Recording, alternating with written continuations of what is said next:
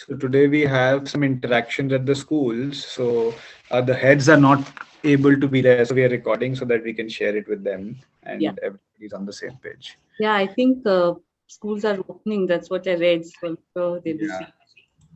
Yeah. Maharashtra, they're opening Maharashtra. Yeah. All right. So good morning to everyone.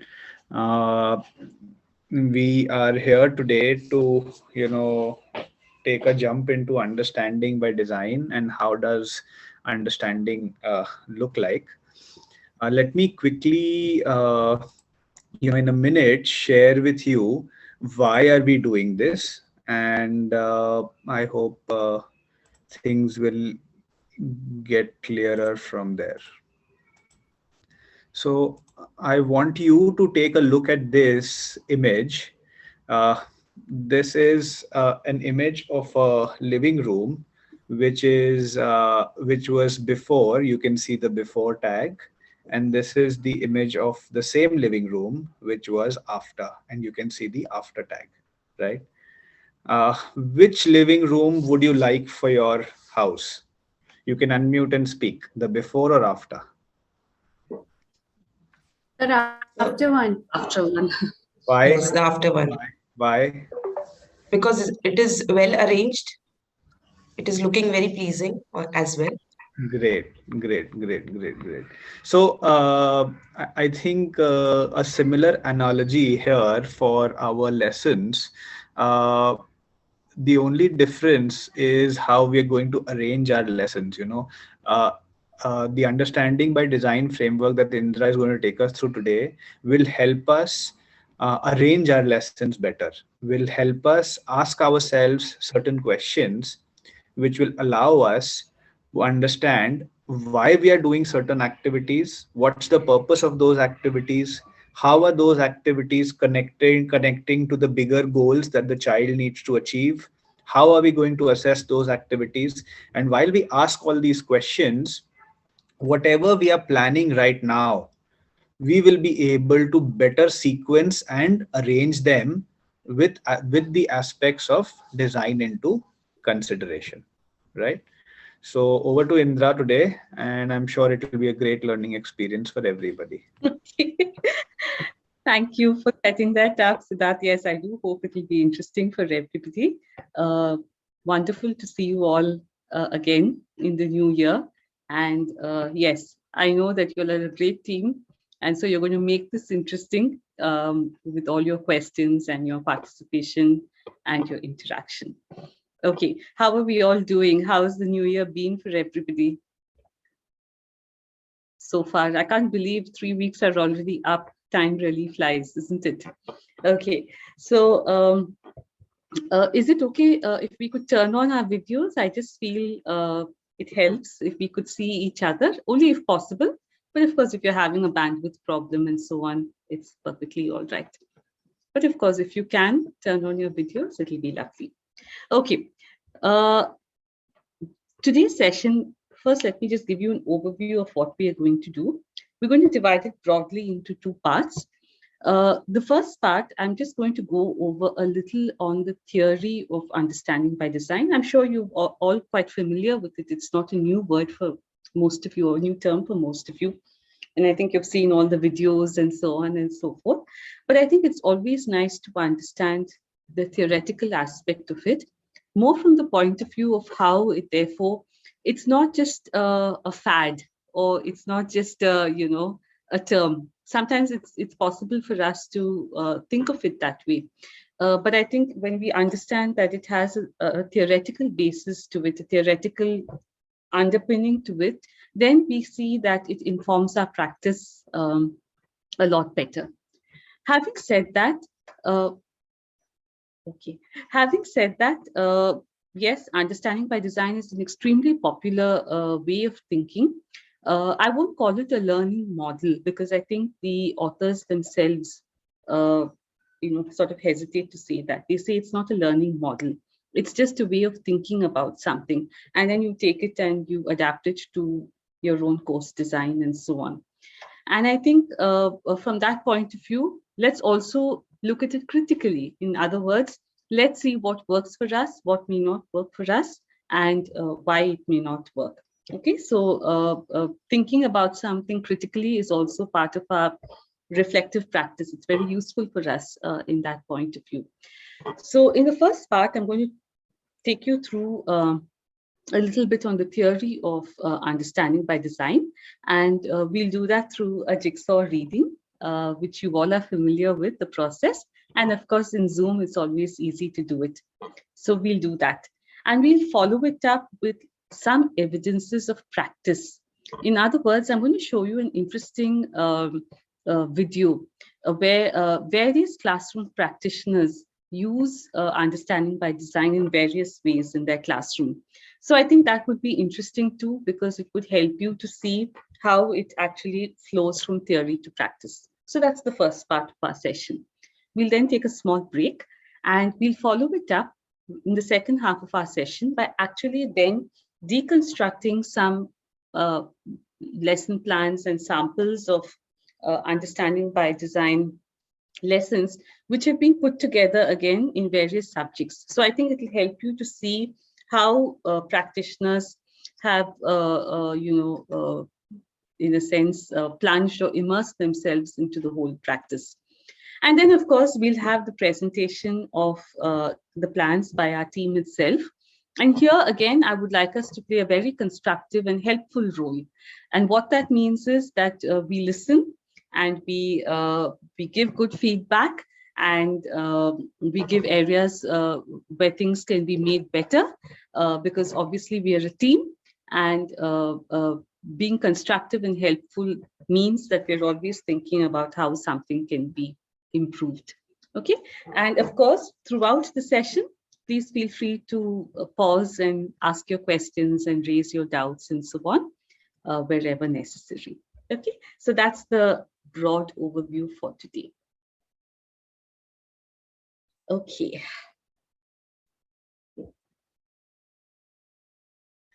So that's our overview for today, which is exactly what I took you through. And of course, as is customary, let's play a little game. Okay, let's start off with a little game just to get us all in the mood and get us all ready for this session. Let's have a little icebreaker. Okay, I want you to find the 8 differences between these 2 pictures. Do it quietly first, and then after a minute or so, we'll spot the differences.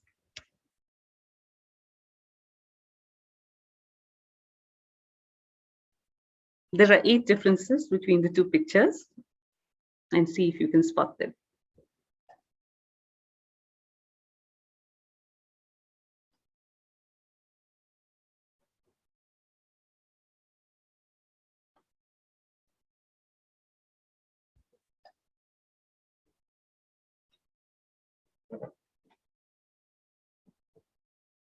Okay, don't give out the answers just as yet.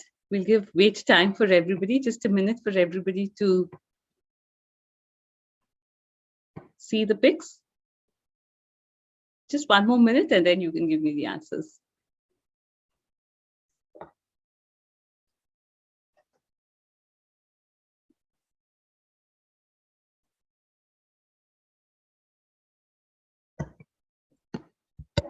Okay, now you can tell me, what's the difference between the 2 pictures? May I? Yes. May I? Yes, one at a time. Yes. Yes. One is the fork, and yes. So number 1 is the fork. Okay. Second is knife, ma'am. There are 3 dots in the first picture, and second one there are 2. Where? In what? Knife. in the knife. In the knife. Yeah. Okay, so that's the second difference. Okay. Number 3. Salt bottle is having 1 dot in the first picture, and there are multiple in the second. And Okay, then if we see the food that is it is there, so we can see the slice which has been taken. One side it's more, and one side it seems that it has something has been taken out from it. The number of that circular. Okay, ask you 1 minute. So that's 4. Okay, Tejal, over to you. Toppings, ma'am. 1 topping. The last circle one is So missing. that's number 5. Okay. Ma'am, paper. The paper kept just next to the jar. Is 2 slips and there is 1 slip, so that's 6. Okay. Yes, one is missing. Yes. 6. Dot on the knife. Knife. Yes. Dot the knife is done. The topping on the other side of the pizza is also missing. Yes, number 7. I'm told. And last one. Salt. May I? Hmm? Salt bottle, one has cap, one doesn't have the cap. The shaker, right? Yeah, I think somebody pointed Yes, that out. Yes. That's already there in the 7. 2 notes and 1 note, 2 papers and 1 paper under the jar. Yes, that was also pointed out. Okay, which is the elusive 8th. Ma'am, on the extreme top right side, the corner is shaded and on the other side it is white. Top right. Just behind the bottle. Shading, just the shading. Yes. One is white, another one is shaded. Yes, that is what we can find out, the 8th one. The top right. Ma'am, Extreme top right. the pizza topping, one extra onion slice, or we can say the capsicum slice is there in the right one. Yes, yes. Actually, there are 3 differences in the pizza. The slice is sort of bitten off over there. And then you have one topping on the left-hand side, which is missing, and one more, correct? There are 2 toppings which are extra. Yeah. Okay, so that makes it 8. Okay, well done. Good, you've energized your brain gym. Okay, so now let's move on to our actual session. Okay.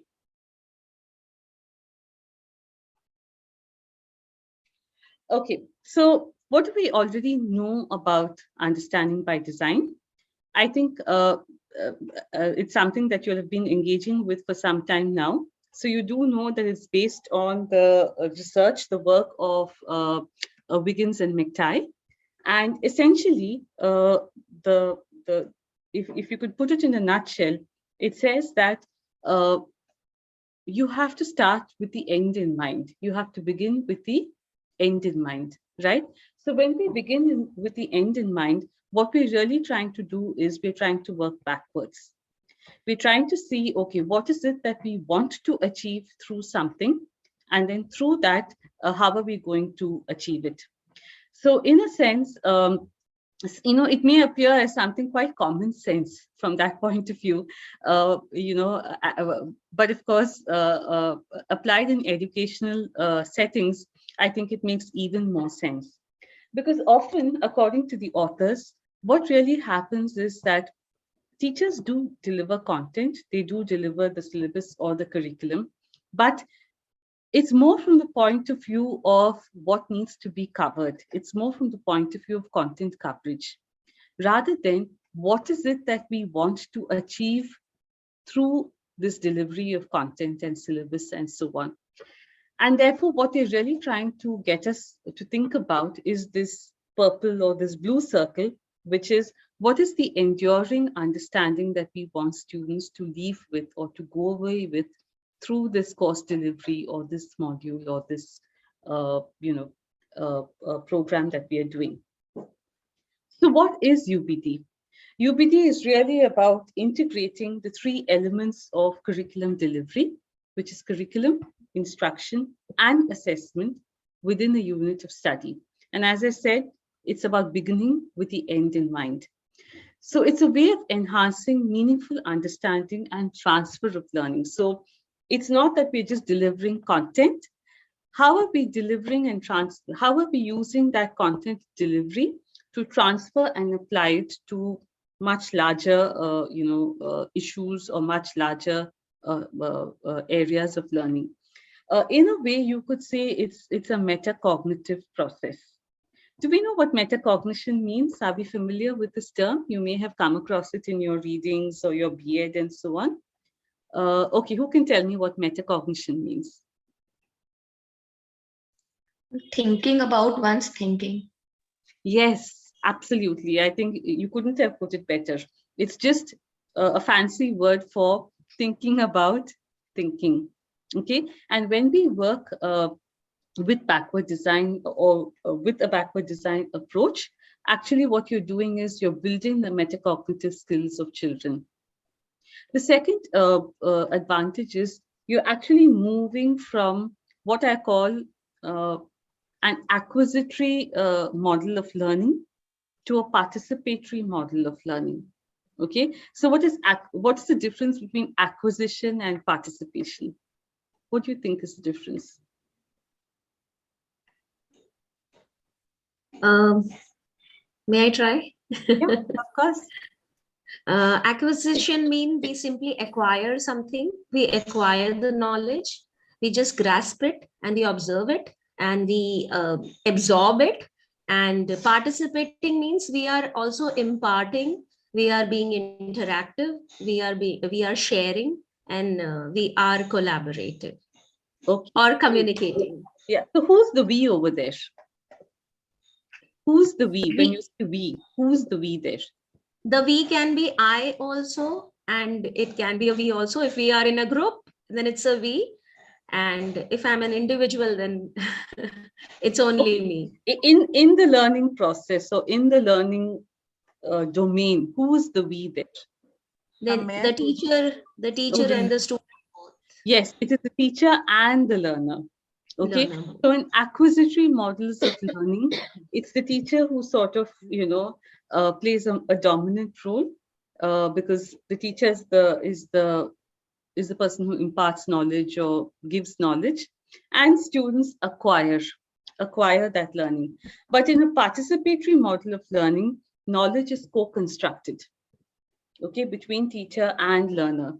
So in that sense, also, it's a far better, approach towards learning. Okay, what we're going to do is we're going to deepen our understanding of understanding by design through a jigsaw reading. Okay, what I'm going to do is first let me share the materials with you, and I'll do this through the Zoom transfer. So I hope it works. Give me a second.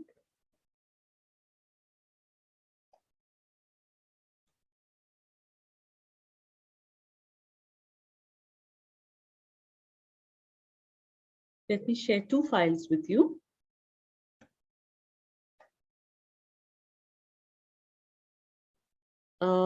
It should be there in your chat box. I hope it's there.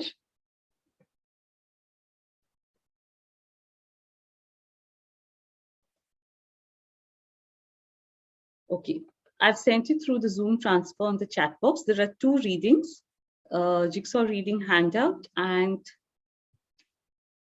It's not there yet. It's not there yet. Okay, it says sent successfully. So I wonder why you've not... It's not in the chat box. It's not in the chat box. Okay. Yeah. Okay, let me just mail it then. Yeah, you can email it to on the same email where you got the Zoom. You just reply to all, I think. Yes.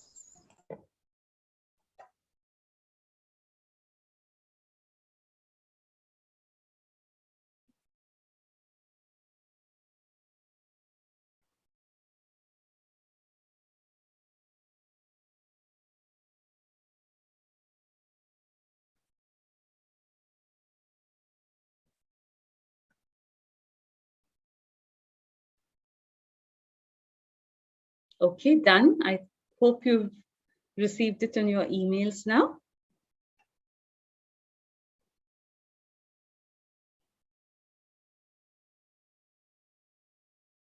There would be two attachments, one called Jigsaw Reading and the other called Handout. Could you check your emails? Yes, ma'am, we've got it. Okay, great. All right. I'll just explain the process of how a jigsaw reading is done. So, for those of you who are not familiar with it, some of you may be familiar with it.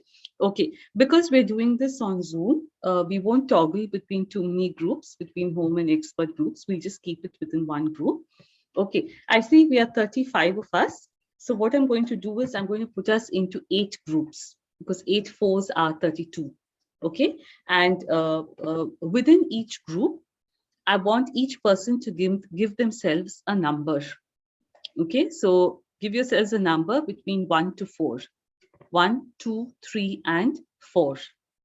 Okay, now if you see your reading is divided into 4 parts. Have you opened up your reading? It's divided into 4 parts. And if you see your handout, I'm sorry. I cannot see that. I have not received, ma'am. I have not received, ma'am. okay. Ma'am, shall I share here? Just you say I can share it here in the chat box. Okay. For those of you who have not received it, put up your email IDs in the chat box. I'll email it to you. Okay. Perhaps your name was not in the you can also share in the chat. Oh, yes. Fine. Or one of your colleagues can just forward it to you. You will get it. Okay. Let me go back to my instructions. If you open up your Jigsaw Reading handout, can you open it up? Yes, ma'am. Okay. You will see that it has 3 things that you have to answer, right? What are they?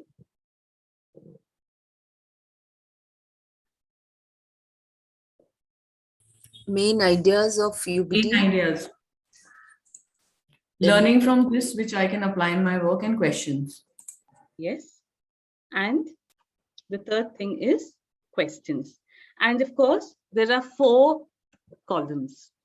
So if you are number 1, you will fill in what you have gathered from your reading under these 3 sections under 1. If you are expert 2, accordingly, from your reading, what you gathered, you will fill it in this section, expert 3 and expert 4. Okay. Then what you're going to do is, so I'm going to give you about 25 minutes to do this. That is to read and to fill in your relevant column. Is it clear so far? In your expert groups. Then I'm going to give you just 15 minutes and you're going to talk.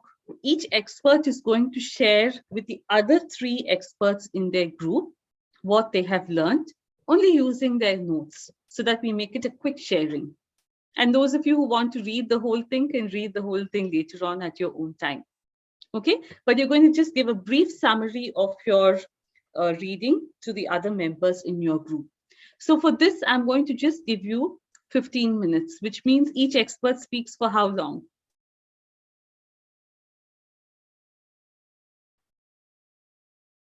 Yes, just between 3 and 3.5 minutes. So you're going to make it a very brief kind of sharing. And the other experts, when you are listening to your expert, you will fill in your relevant column. Okay, so at the end of the whole process, your whole table will be filled up. Okay, so have you got it? Let me quickly take you through it again. Okay, Shweta. No, I need the link once again. Aarti ma'am, can you please give? Okay, let's go over some brief housekeeping. I'm not able to join that. For the 1 minute. For those of you who have not got the reading, let's not interrupt and say we have not got the reading. Put up your email IDs in the chat box and I will send it to you. Okay? I have added the links.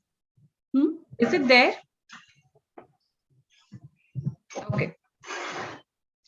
Those of you who have still not got the reading, put up your emails in the chat box and I will send you the reading. Okay? Now I'm going to quickly take you through the process once again for those of you who didn't understand. I'm going to, your Jigsaw reading is divided into 4 parts. So I'm going to put you into groups of 4. Okay? If you are more than 4 people, you will repeat the number. In your groups of 4, you're going to give yourselves numbers 1, 2, 3, and 4. Clear so far? Show me a quick thumbs if it's clear and thumbs down if it's still not clear. Okay, clear. Each member is going to read only their portion in the Jigsaw reading. Okay, so if you're number 1, you're going to read 1. If you're going 2, you're going to read 2. If you're 3, you're going to read 3. And if you're 4, you're going to read the 4th part. And you're going to fill in the 3 relevant sections in the handout which has been given to you. Only your column. Is that clear so far? Okay, and this I'm going to give you 20 minutes because you've just got to read one page, not more than that, and fill in your column. So I don't think it would take you more than that. Then you are going to share what you have learned with the other 3 experts in your group. Only your column. Okay, and I'm going to give the whole group 15 minutes to do this, which means each expert speaks for no more than 3 or 3.5 minutes, because you've just got to fill in your column, share your column. And as you listen, the others will fill in their relevant columns. Okay, so the whole table will be filled up as a result. And then we're going to come back and have a whole group discussion on understanding by design. Clear? Shweta, is it clear now? Because you shook your head and you said it wasn't clear earlier. Okay, great. Now, who hasn't still got the reading and the handout? Because I haven't got any email IDs in the chat box. I had written the chat in the chat box, ma'am. I've not got yet. Ma'am, good morning. This is Bharti. I think there's a problem. I don't know my chat box, or we are not able to view anything, even though I've No, sent it's my there. email. It's there in the chat box. Okay, she may be right, because even I'm not able to view anything in my chat box. Yes. But otherwise, okay, so maybe you're not getting the links also. Kamlesh, can you check? Okay. I have the email. Let me send it to them. Let me send it. In the meantime, okay, yes, I think there is something wrong, because even I'm not able to see anything in chat. So, okay, however, it's being sorted out and you will receive the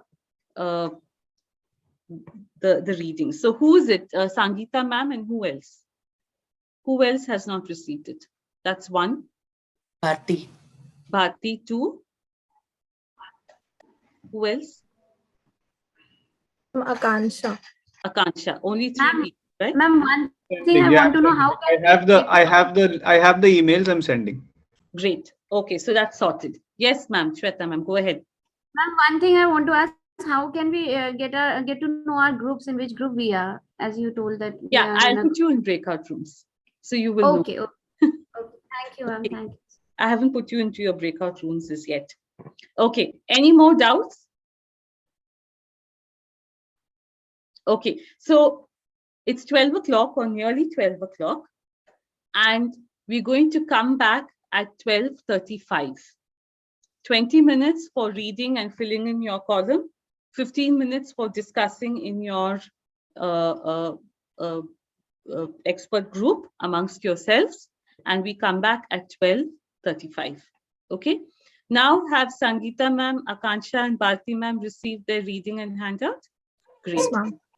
I believe this is the time not for us, according to ma'am, I believe, right? Yeah, it's 9:30 here. Yes, it's 9 here, it's 9:28. Oh, sorry. Yes, I'm talking to you Singapore time. Okay, do your calculations. What I mean is we come back in 35 minutes. Okay, all right. See you all, and let me put you in breakout rooms. Remember, if you have more than 4 people in your room, the numbers repeat. So 1, 2, 3, 4, 1, 2. Okay, because we're not exactly 32, we may be a little more. So Indra, I'm not going into the breakout room. You've assigned me to 4. You can assign somebody else there. No problem. I'll also just be hovering between the breakout rooms to see that everybody's all right. Gunjan, have you joined? Have you been assigned? Let me quickly check. Gunjan, you're in room 6. So.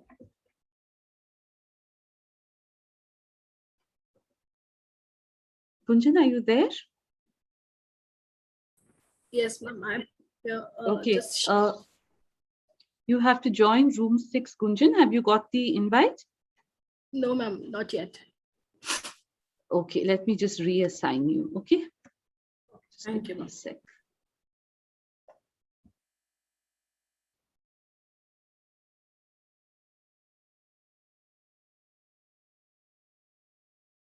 Okay, just reassign. Now it should be okay, I think. Yes, I've received. Thank you. Okay, bye. I think now we are all back. Okay, I hope you were all able to complete your jigsaw readings. What we'll do is have our whole group discussion in two ways. The first way is for every group member to just share a couple of points that their key takeaways from the reading. And then we're going to try and fill up this table. Just give me a second. Let me just share my screen. Yeah. We're going to try and think about the larger questions. Why do plans need to be well aligned? Why is transfer an important goal? Why is transfer of learning in terms of making connections significant? And what really does meaningful learning entail? So we'll have our discussion in two parts to this jigsaw reading. So let's first begin with the groups sharing what they learned. Okay, so any group can begin. We had 8 groups. Maybe just a couple of points from each group.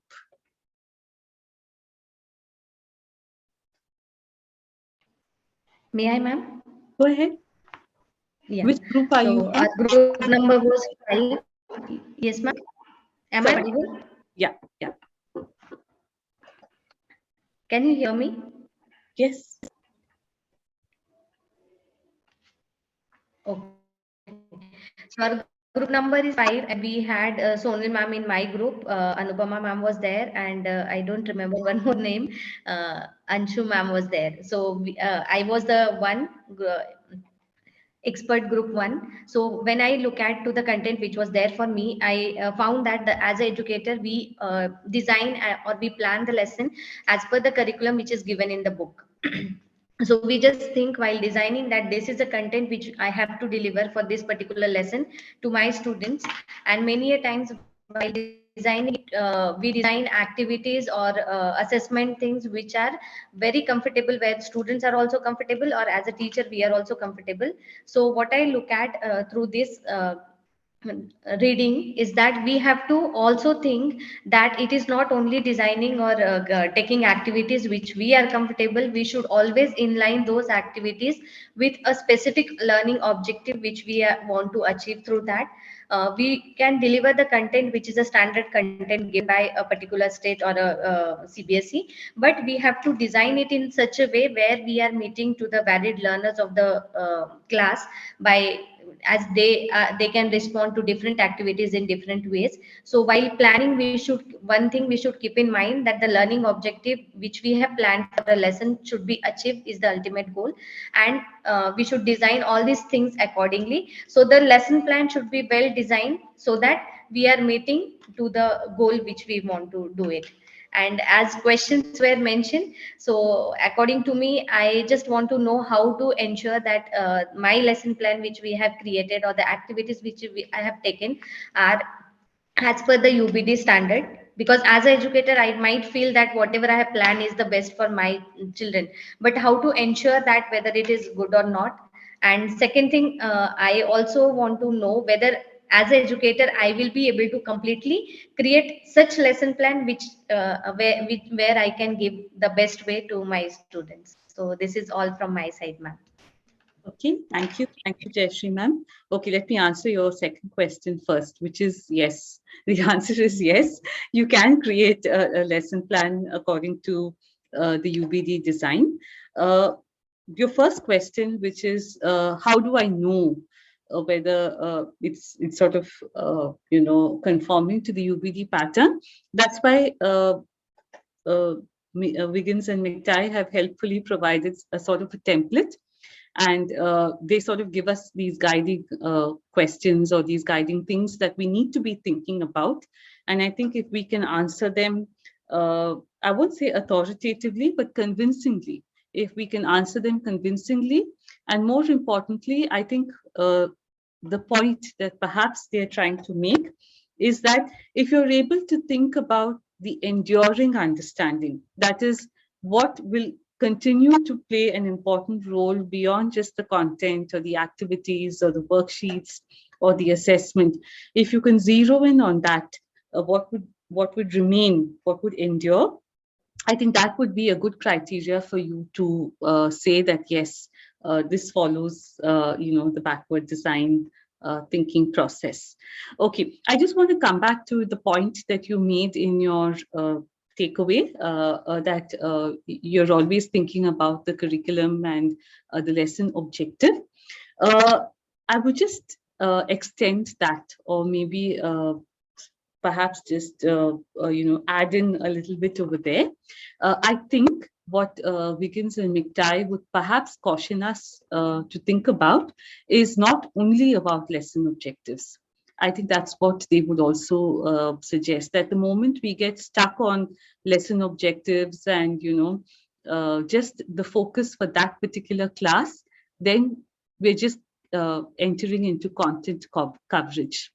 And they would perhaps nudge us to think that, no, we have to think beyond just content coverage. Okay, so just a little add on to what you had to say. Thank you. Thank you for sharing your views. Okay, any other group, feel free to jump in.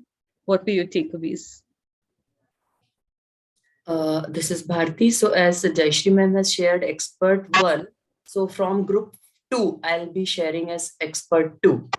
So my main idea was, this passage was what I could get as a big question is, what is the purpose, true success of students' performance? Because the main idea of a teacher is students should perform successful very well. But what should be the main focus on it?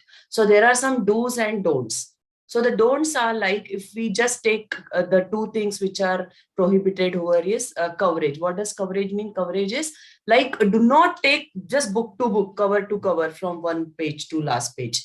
That's like we should not do for the true success. And the second is just the kindergarten through graduate school, they are just going. So these are the don'ts. So what are the things what a teacher can think if we want the true success of performance of students? Then there are n number of questions given and beautifully designed. There are many questions I'll be reading.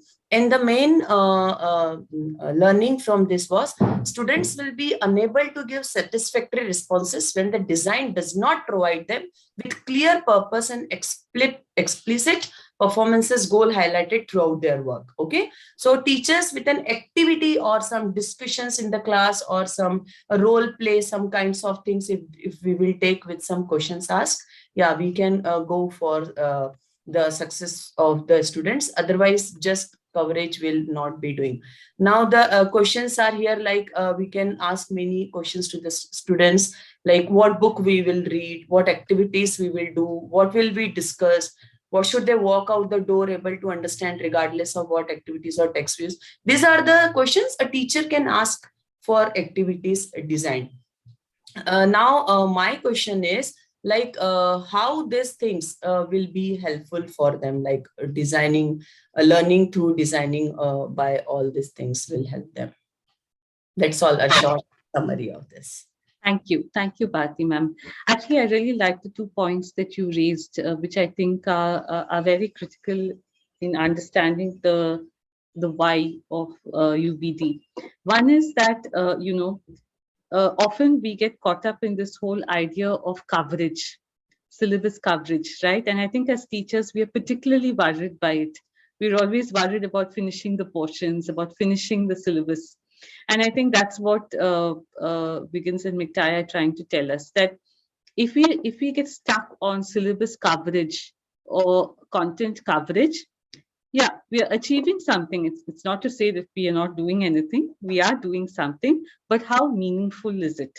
Because we just seem to be, caught up in this whole idea of completing something. And the second is, what is an activity or, activity-based learning if it does not promote something beyond just what we're doing in the class?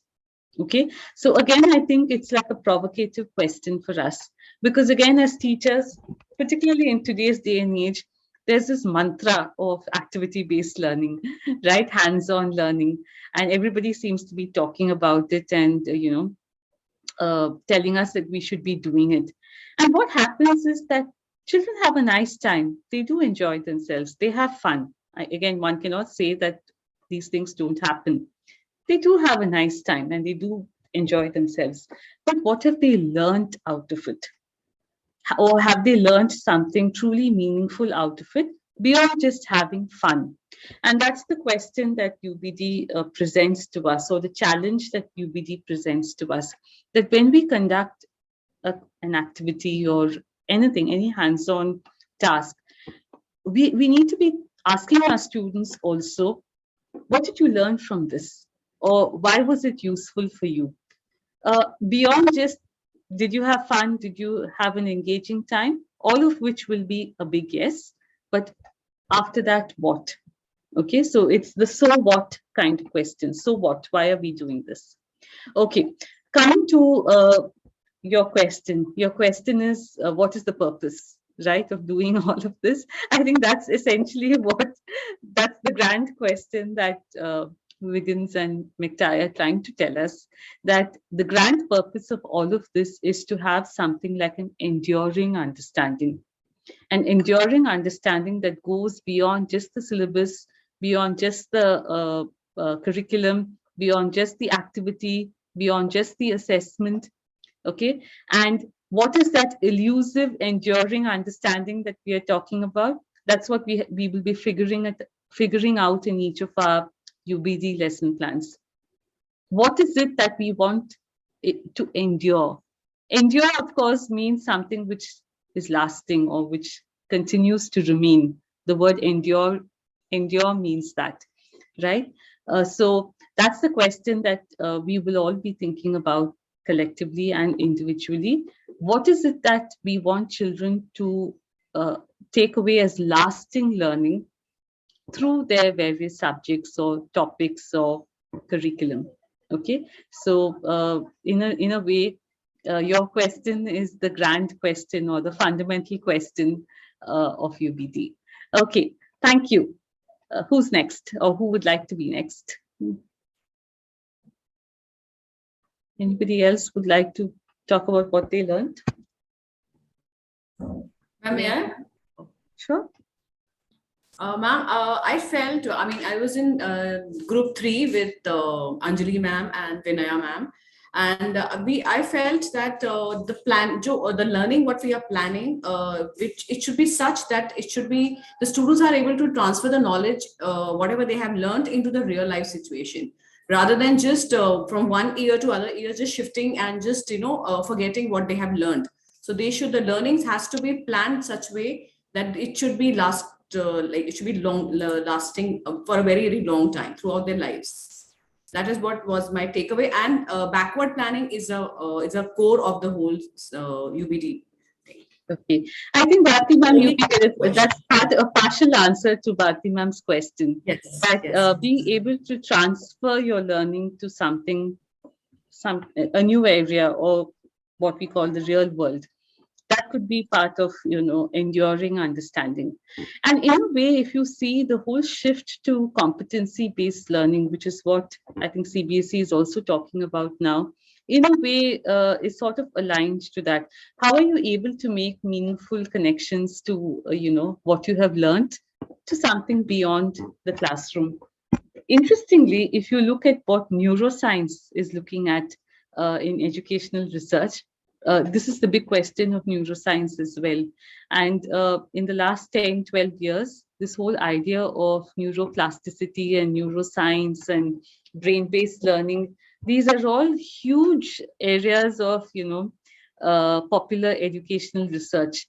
Because I think increasingly people in jobs and employers, they find that what their employees have learned in school is just not relevant, or they're just not able to apply it in the workplace. And so they have to spend a lot of money in retraining their whole workforce in order to make them, ready for work. And that in a way is a clue about the lack of transferability of skills. And that's the question that curriculum makers are also grappling with. How do we give skills to learners which they can transfer and use in the workplace, which is useful and which is relevant for them. And also because the world is changing so fast. And because there are so many new jobs which are coming in the market, you don't even know what new jobs are going to be there in the next 5 or 10 years, right? So how do we make what we are learning relevant in that sense to the job market? So both educationally in terms of educational research and in terms of the very practical area of the workplace, this whole idea of transferability is a huge factor. So I think it partially answers the question raised by Bharti ma'am as well. Okay, anybody else would like to add in what they learned? Maybe another couple of points, and then let's answer those 4 big takeaways. May I, ma'am? Yes, go ahead. Ma'am, what I really loved in this whole entire process, that backward designing is like it's divided in 3 stages. So at that time, I really felt that whatever we are planning is something wrong, because we always plan that first we are having our objectives, definitely, then we are going for instructions, and then we are assessing, like making the worksheets and all. But in backward, we are just going opposite. First, we are targeting whatever our goals. And for goals, I really felt that it should be not the objectives only, but outcomes are very, very important. Then we should go for the whatever assessment and how we are going to assess the students. And then we should go for the activities. But when I was analyzing all this thing, I really felt that every year, every teacher is different for that particular child is same. Okay, in standard 1, standard 2. When he comes from 1 to 2, a new teacher is there. Again, the child comes in 3, a new teacher is there. The first thing which I really felt that the teacher should know the child first, should be aware of what child is lagging or where the child is good at. When I am in a class and I'm teaching my children, or even if I'm targeting the outcomes, and if I'm targeting my activities and all, it is very, very necessary what kind of students are there in my class. Because there are some average, there are some below average, and there are some above average. So differentiated instructions, and it's very important. And secondly, the teachers have to come out of the comfort zone. Because what we do, we are basically, all the teachers, basically, we design our teaching, we design our lessons and instructions, everything, and assessments, worksheets, quiz very well. But after the end, we saw that out of this, if I have 40 kids, 20 are doing very good, 10 is average. And what about those 4 or 5 students who are left out? So whenever we are designing the backward lesson plan, we have to know the students very well. And not only one worksheet or one assessment, there should be some more assessment and some more activities for every kind of child. This is what I felt for this backward design, that we have to work hard. We have to very, very focused for making the plan. Teaching is much harder than everybody thinks it is, right? I read a very interesting article that somebody had done a bit of quantitative research and found that a teacher spends nearly 65% of all her planning and preparation time on assessments. And that tells us something. It shows that such a huge amount of time goes into assessment or planning of assessment. And often we're not able to get the desired, results of what we want out of it. We always feel, oh God, the children have not done well, or they, But I have a counter question to you. Yes, if the learner profile is indeed so important to be able to design things well, how do you think we should be able to, or how do we go about it? How do we go about knowing our students? What are your ideas on that? And it's not just for you, it's for the larger group. What could be the ways? Yes, ma'am. That was one of our questions, that how we, like, if I'm a teacher, how I can assess all the students. It's like every child is different. So we used to have in previous schools, we did with some activities also in our school, that anecdotes. We were having the anecdotes. We used to write down the anecdotes about the child, and we used to carry forward those anecdotes to the other class teacher, other teachers, so that they should know how the child is and what is his learning, the way child learns. So we were doing this one anecdote. Okay, so anecdotal records, that's a good idea. Yes. Anybody else has ideas? Ma'am, by observation. Yes. Yeah.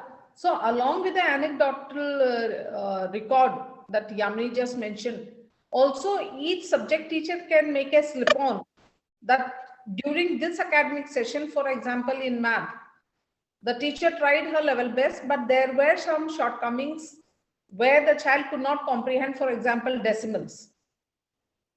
So if even the subject teachers, they put a slip per child, the strengths and weaknesses, not only the weaknesses, the strengths also, and that could be handed over to the future class teacher. The dossier of every child passes on in a portfolio that we all three schools are now, I think all three, at least GPS Nasik is following that. So in that portfolio, the child's all about the child. It's like KYC. All the subject and even the behavioral issues are penned down. So the new teacher, the class teacher, gets a complete know about the child. So this way the futuristic subject teachers, class teachers, they understand from where they have to bring about working on that particular child. Okay, that's a good idea. So we have two ideas already, anecdotal records and portfolios. Okay, Sonal, you wanted to say something? Yes, ma'am. By understanding their interest, I'm very sorry, I have throat infection. So we can know our students by understanding their interest. I think this is what basically understanding by design is. Right, we can be their mentor and guide them in the situations. We can talk to them and understand them better. This will help in understanding them better. Okay, how do you think we can go about it? Okay, I wouldn't entirely agree that understanding by design is understanding your students' interests. It's of course important to understand your students' interests regardless. Perhaps understanding by design is asking us to think of the end in mind. Okay, so one way is that we can talk to our students. Yes, that might work. All right. Any other? May I? Yes, please go ahead. Actually, it's a long process. I cannot give a formula. Ki this is the thing. So if it will be very good if I study the child, I should say, since beginning, initially days of it. And I think making a very personal relationship, like sometime in just one moment, you understand the person, what are the interest and what, but sometime it takes time because the person also varies. So I would only say that there is no such formula, but there are many methods. The teacher who's telling like understanding by designing, that also correct. Then writing portfolio is also correct, but maintaining relationship to know the child, then inquiring about them, writing a journal about the child or questioning about the child, meeting the parents, knowing about his or her interest, knowing about his or her skills. There are many things. Then we can, I think, it's my opinion. So there are many ways we can understand a child where he is interested. I want to just point out that actually children evolve as well and children change. So sometimes, we have to take that into consideration as well, that children grow out of something or grow into something, and both could be relevant when we are talking about the learner profile. In all the things that I'm hearing, I'd like to leave you with one idea, which is that it's not only the teacher who has to be the person who takes the onus of understanding what their learner interests are. You can allow students also to, talk to you about their own learner interests. I've tried this out in a school here in Singapore, and it's worked. We have a wall and we get children to put up what their interests are, or sometimes we have these MI inventories, okay, and children sort of fill in those inventories and they sort of discover that they like learning through music or like learning their naturalists or interpersonal intelligence. And so there are these cards which are put up, and they're distributed according to the intelligences, and the children's names are written against them. Okay, so if you have, for example, interpersonal and intrapersonal and naturalistic and so on, the children's names are written. So it's like, I'm an interpersonal learner, I'm an intrapersonal learner, I'm a visual learner, and the children's names are written. And of course, the names repeat. It's not that you're only a visual learner or you're only an auditory learner. And then when we have activities, we say, okay, this activity seems to be more than, seems to be more of a visual activity, or it seems more of a linguistic activity. Who do you think you can ask for help? And the children go then to the wall and check who are their classmates who fall under that intelligence, and then they're able to go ask those children, their classmates, for help. So it's not only the teacher who has to be the person who has this knowledge about the learner profile. I think your students can also, in a sense, participate or contribute to the process by sharing about themselves.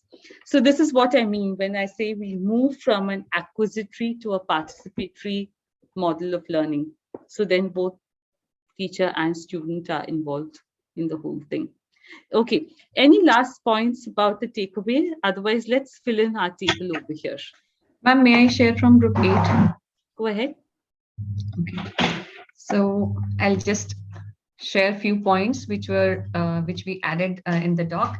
So the first is begin with the end in mind, develop assessment plan, plan learning activities, identify desired results, determine learning evidences, plan learning experience, goal or objective that align to our desired result or goal, find objectives that align to the assessments, activities that create activities and assessment, create activity and assessment alignment, and learning from this which I can apply in my work.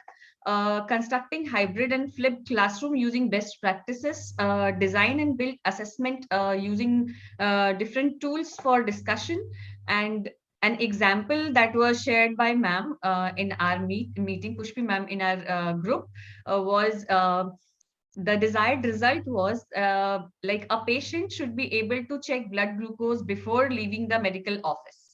And assessment was then as stage second, it was taken as the assessment that could be done is having that practice that glucometer, that patient should have the practice of using glucometer and activity, create an infographic with glucose monitor using steps.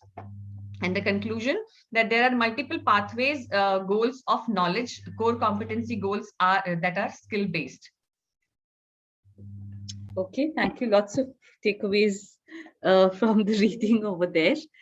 Okay, let's sort of put this all into perspective by thinking about what are some of the big ideas of UBD.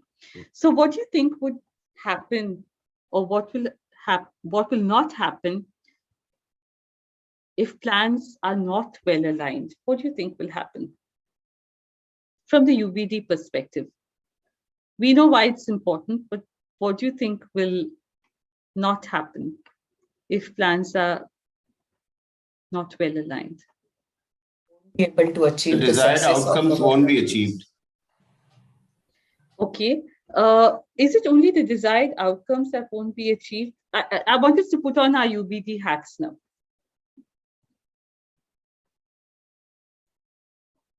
Yes. What I meant is, if we don't plan it in the backward design way, our desired outcomes will not be effectively achieved.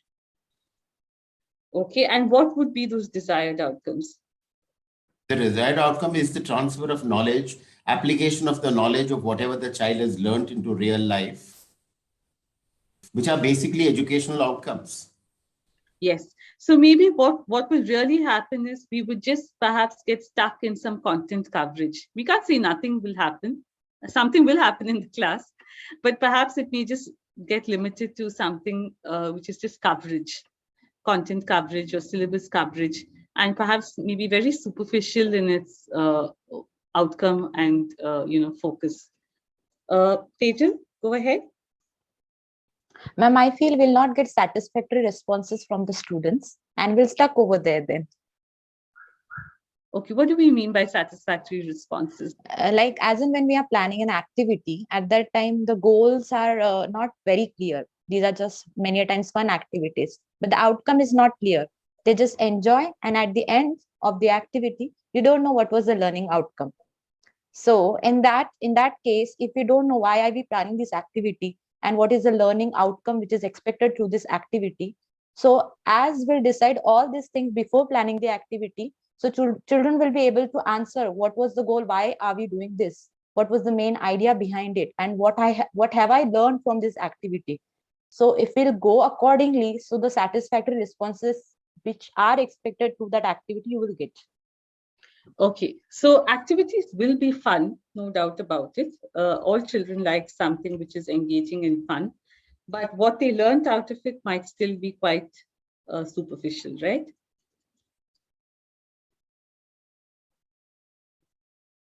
Okay, any other thoughts? Ma'am, may I? Go ahead. Ma'am, if backward designing will not take place in a proper way, then will not be able to cater each and every child's learning disability or any of the queries. So we have to plan in such a way that each and every child should be benefited. Okay, I think let me rephrase that. I think what perhaps you're trying to say is that we will not be able to close the achievement gap between our more able and our less able learners. Okay. Any other ideas? Learning will happen by chance. Yes, actually what may happen is that learning, the act of learning may be, how do I put it? It's not just about being patchy, but it would be far too reliant on these serendipitous moments, as you said, learning by chance, rather than learning as being a deliberate act or something which is carefully crafted. And actually, serendipity is also good in learning. Learning by chance is also good, but we can't only have learning by chance, right? We need to have also carefully crafted learning. Indra, I think serendipity and learning by chance is the best actually. There's a lot of discovery that happens when you learn by your own self.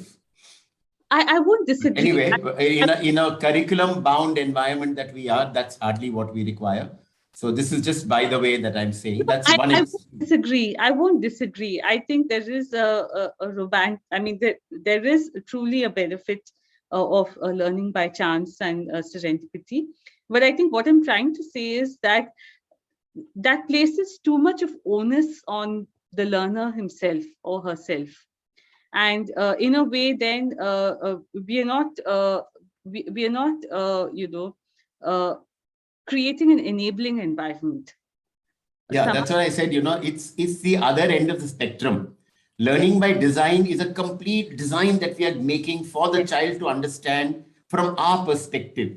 Yes. And when it is the serendipity or learning by chance, as you call it, it's completely left to the learner to discover by his own self.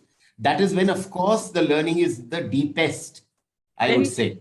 All right. Right now, what we are doing is perhaps learning is deep. If we do it by learning by design, it will be deeper. But if it's left to the child to discover and learn, it is the deepest.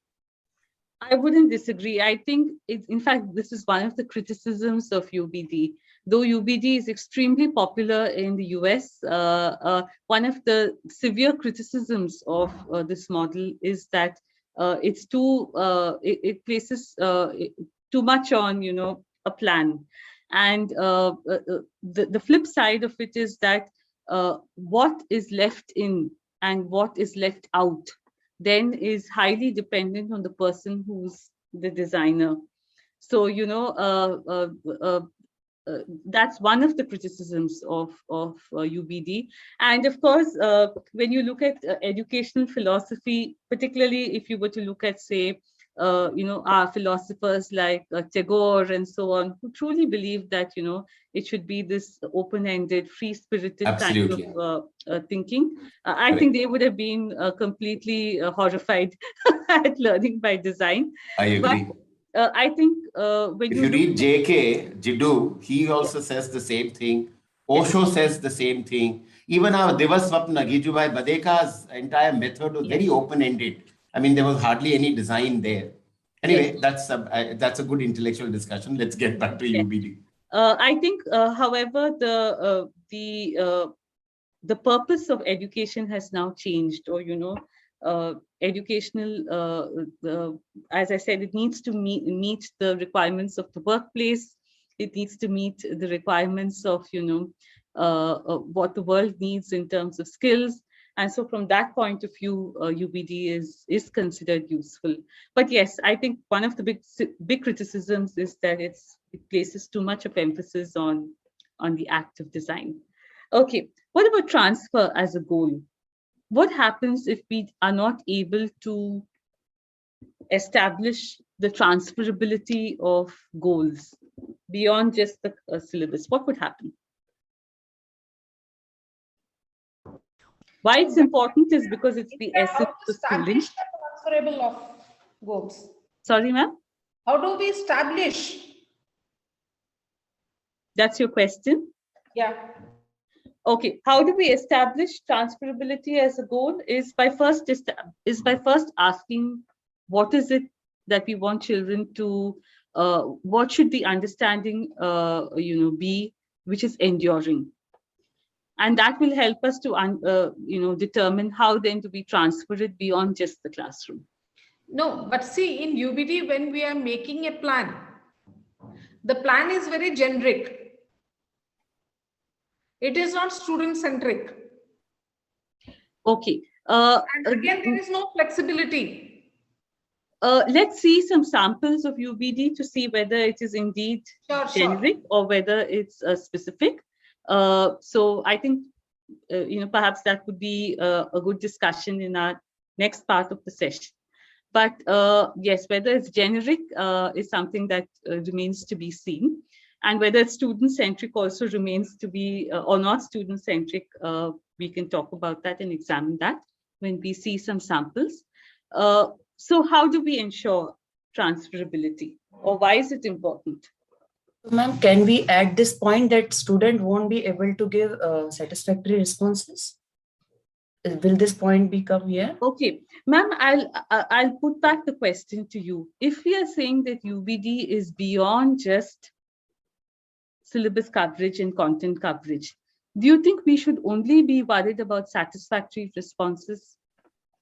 Satisfactory, I mean, we can even say the successful because the ultimate goal is we want students to respond, right? Student-centric. So, okay. What do the others feel about this? When we say that that is the ultimate goal, do you think that's what UBD is sort of telling us? What do you feel? You can disagree with me as well. You don't have to agree with what I'm saying. Is, satisfactory responses, let me put it this way, what you're really talking about is assessment, right? That there should be, students should be able to attempt their assessment properly. That's what really we mean when we say satisfactory response. Would that be the single-minded goal? Or either way we can take is learning taken 100% by students, like so that they can respond well. Okay, so my question, therefore, that's my question. Is that the ultimate focus? Do you think? Yes, teacher, go ahead. Indira, what I feel is in a ideally utopian school, this appears very beautiful. But then we cannot be removed from the reality that ultimately our goal is the result. What is the percentage? Yeah. Unfortunately, we have never deviated from that. So perhaps all these processes to strengthen the student base, we put all this into practice in the junior classes. Well and fine. But especially in CBSE school, I'll talk about my own mindset.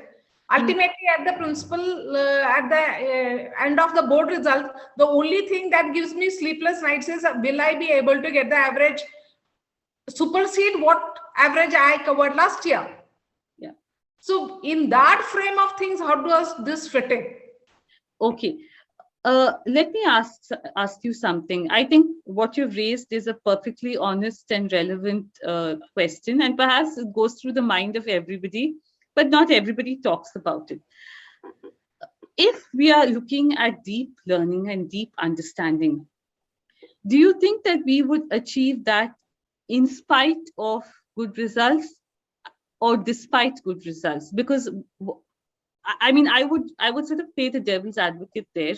And I would say that if you're aspiring for deep understanding or deep learning, then your assessment is a drop in the, is a walk in the park, because it's also predictable, right? After all, at the end, one factor in our CBSE assessments also, for all the things that we are talking about, is the sheer predictability of it. Is, you know, that if you solve, say, 10 model papers, you can be rest assured that you'll get a decent score. And so in that sense, the predictability of it also shows you how it's just based on coverage. Now, keeping that at the background or the foreground of this discussion, if we're aspiring for very deep learning and you know, enduring understanding, as we are talking about, don't you think that that would just be a walk in the park? The assessments would be a walk in the park, in a sense. Agreed, 200% I am with you on that. But the only thing is, then again, the perception of the whole nation, our education system, everything should go for a sea change. Again, I would venture to say that we're taking the steps there. First, the goal. My goal this year is, my averages last year were, say, 87%. This year, my averages target is 90%. Yes, I would venture to say that this whole shift towards competency-based learning is perhaps a tentative step towards that. It's perhaps, you know, the initial steps towards that. Of course, in a country as diverse and large as India, it's going to be slow and evolving. One can't say that, you know, things will change overnight, particularly because our schools are so diverse. I mean, within 2 square kilometers, you will have 3 different schools of different, you know, demographies and fee points and infrastructure and so on. And that shows you the diversity in our country. But the point I'm trying to say is that if one were to take these tentative steps towards, you know, going beyond syllabus coverage or going beyond just assessment, I think the point I'm trying to make is, I think we would actually achieve all those things far more easily. And they can continue to remain our goals. It's not a bad thing. I think we should have a bit of those sleepless nights and aim to increase our average. Of course, you know, schools should aspire towards high standards and high assessments. And at the end of the day, private schools are, you know, they do have to cater to community needs and parental needs and so on, because that's the reality of the whole thing. If you're a fee-based institution, you are accountable for those things as well. I mean, one can't deny or wish away those things. However, I think, I don't know, this is my point of view, you're welcome to disagree, is that a UBD approach, I think, would actually help, would make all those things not just attainable, but would make it very easy. I wouldn't say easy, would make it, you know, as a good collateral or a byproduct. It would happen regardless. The moment we're looking at deep learning, it's like this. If you're preparing for whatever your IIT coaching and all of that, definitely your 10th standard is going to be a breeze, right? Because you're going far beyond what the 10th standard is telling you. So just to use that analogy. But others are welcome to have a contrary point of view. I think that would enrich the discussion. What do you feel? Indira ma'am, I just want to ask one thing. What exactly is the difference between UBD and our lesson plans? Because when we also begin our lesson plan, we keep in mind the goals. And that's why we check the previous knowledge of the child. And when we tailor our plan, we keep it well organized. We see that what is the prior knowledge of my child, what is his interest, how much I'll be able to hold their interest, and how much equipped I am and my child will be when we are going to implement that plan. So we keep all these things in our mind. We do plan the assessments. We always we don't begin with the terminologies, and we don't begin with the textual knowledge. We begin with an activity in our lesson plans nowadays. We have been learning this since past 2 years, and see we see how much I'm able to hook them, how much they are equipped, what materials they have, what materials I am carrying for them, and how tailored my plan is and how organized it is. So exactly what is the difference, ma'am? We are already, I think, doing this.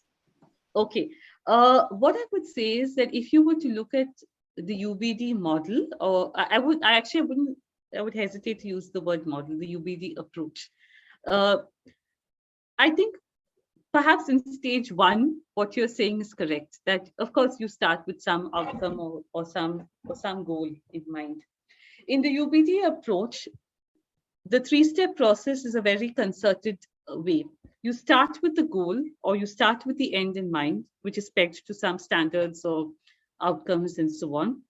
And stage two, which is perhaps what, again, I would venture to say, I can be corrected, please correct me if I'm wrong. What UBD would say is that you've actually got to start with what is the acceptable evidence. You see, what we may be doing is we start with the outcome and then we go into the content. In UBD, the content comes last. The content is merely a resource or a vehicle through which you achieve whatever you want to achieve. It's the second step which is also critical, which is what is the determinable evidence, so acceptable evidence that you would know that you have achieved your goal. And perhaps that's the key point or key element of difference between what you have explained to me or what I heard you say and what the UBD would say. So I would say that that second part is perhaps where currently maybe you may be looking at or approaching it a little differently, but you can correct me if I'm wrong. I mean, can I come in there, Indra, just for a second? So Bharti ma'am, basic what I understand from my understanding, what we're doing and what's UBD, the difference in that, like you said, we are looking at the learning outcomes. Okay, in stage one, UBD says look at the learning outcomes. UBD also says alongside looking at the learning outcomes, identify what are the essential and the big questions, right? So that is something missing from every time that we are doing. Maybe in the PBL we are doing that, but not every time, right? Next, after that, once we know the learning outcomes, we directly jump into our planning of activities and lessons, and we are using the textbook as a Bible, right? Now, a lot of times, maybe sometimes we're not using it as a Bible, sometimes we're using it as a Bible, but from the learning outcomes, we are jumping to the learning activities and the planning of the lesson, right? Now, what the UBD framework says is from the learning outcomes, jump into how will you know you've reached Delhi? अगर आप दिल्ली जा रहे हो, आपको पता कैसे चलेगा कि दिल्ली पहुंच गए हो, right? So, what will be the view like when you have reached Delhi? First, identify that. Right. So that is the assessment. Identify the assessment. That's the second phase. After that, plan to go from Varanasi to Delhi. रास्ता बाद में plan करिए, पहले आप ये plan करिए कि दिल्ली पहुंचेंगे तो कैसा लगेगा. And then you plan the path. I think it's just the sequencing. There might be some key terms, but sequencing is very, very important here, which will help you think through. That's why I think Indra refers to it as a thinking framework rather than a planning framework.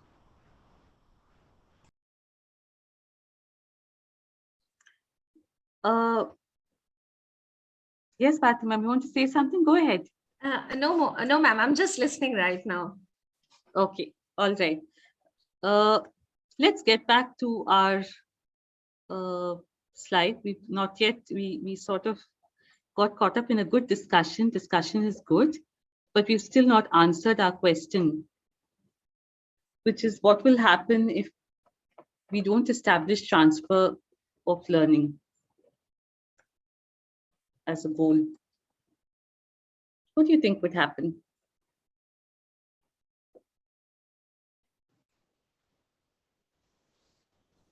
If there's no transfer of the content that we want to deliver to the child, naturally the goals will never be achieved. Okay, so of course, it's possible, one could say goals would be achieved, but I think they would perhaps just be achieved for the sake of, yes, for the sake of assessment, for the sake of attainment, for the sake of a result. Yeah. And perhaps in that sense, it wouldn't really be learning for life. Yeah. So there are times there are child who may have secured say 94-95% in the boards. It could be 10th or 12th. But if you ask the same child to teach his sibling, the child is handicapped. Yes, absolutely. So I think there lies the difference, which I think UBD will be able to cover, where the regular frame of things at times we fail in that. I agree. It's a classic joke, right? That the engineer can't fix the bulb. Yes.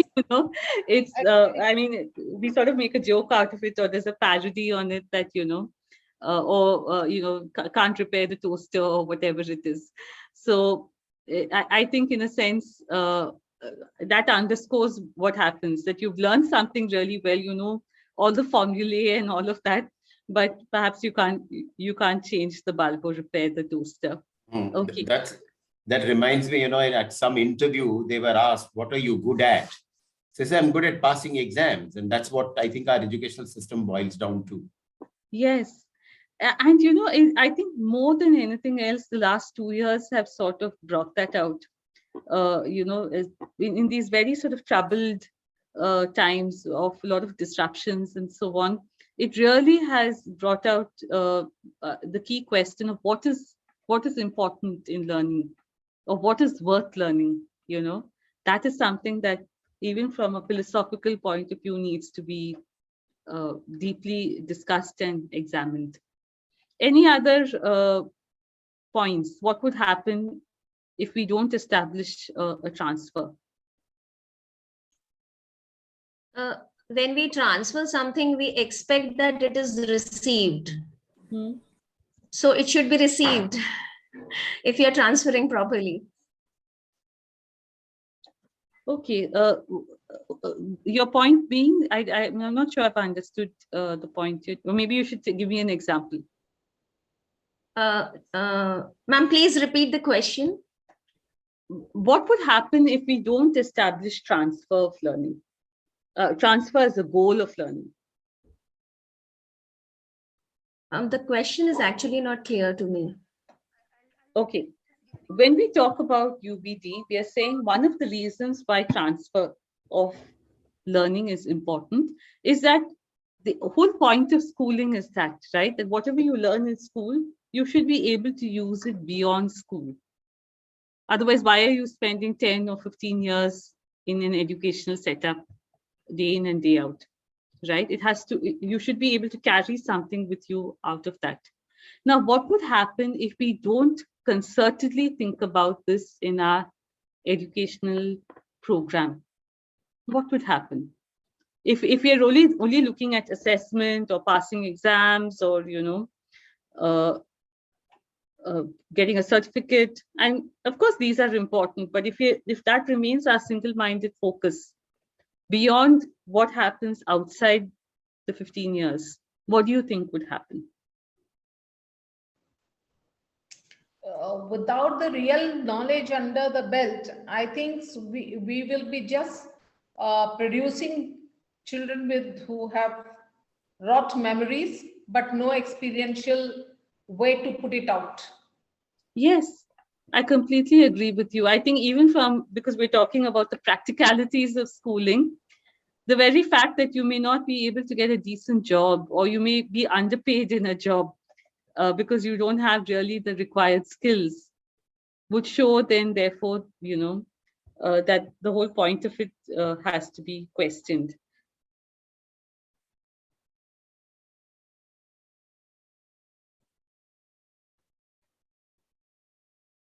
Okay, let's move on to the fourth, because the second and third, in a sense, overlap with each other.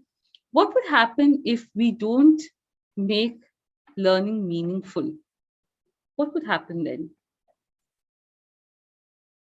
Lack of interest. Yes. Lack of enduring knowledge. Yes. We find a lot of children in our country, they drop out of school. They see the pointlessness of the whole thing, right? Indiscipline in class. Yes, behavioral issues, they act out, I would also venture to say that even if you look at it from a social point of view, a citizenship point of view, because all of these are also important facets of learning, right? So when we look at citizenship, when we look at social problems, or socially what we want to achieve. Indra, you'll have an engineer who will end up mixing less cement and more sand. Yes, yes. Or a doctor who will continue to have scannings, when there's a gender test. Yes, you'll have that if meaningful learning doesn't happen. Yes, because somewhere down the line, we have not, imparted those values or ideas of citizenship. Or we may have people, but fake news is all the rage, right? Today, a lot of people get swayed by fake news, by misinformation, by, all rumors and all of that, because they're unable to separate what is true and what is fake or made up. So I think you may encounter all these issues. Excuse me, ma'am, may I? Yes, ma'am. Ma'am, relevance to the studies, do that come in this point or the earlier point? What they are learning in the classroom, they should be able to connect it to their everyday life. So if they are not able to do that, then that entire learning goal is not achieved, I guess. Yes, actually, I think it would be applicable across these four areas: backward design, transfer of learning, and meaningful learning. That if you can't see the point of it all, right?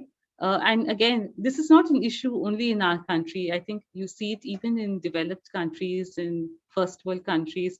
A lot of students don't continue on to university because they just can't see the point of what they are learning, because they've not had meaningful experiences in school. And so they wonder, why am I doing this? What is the point of it all?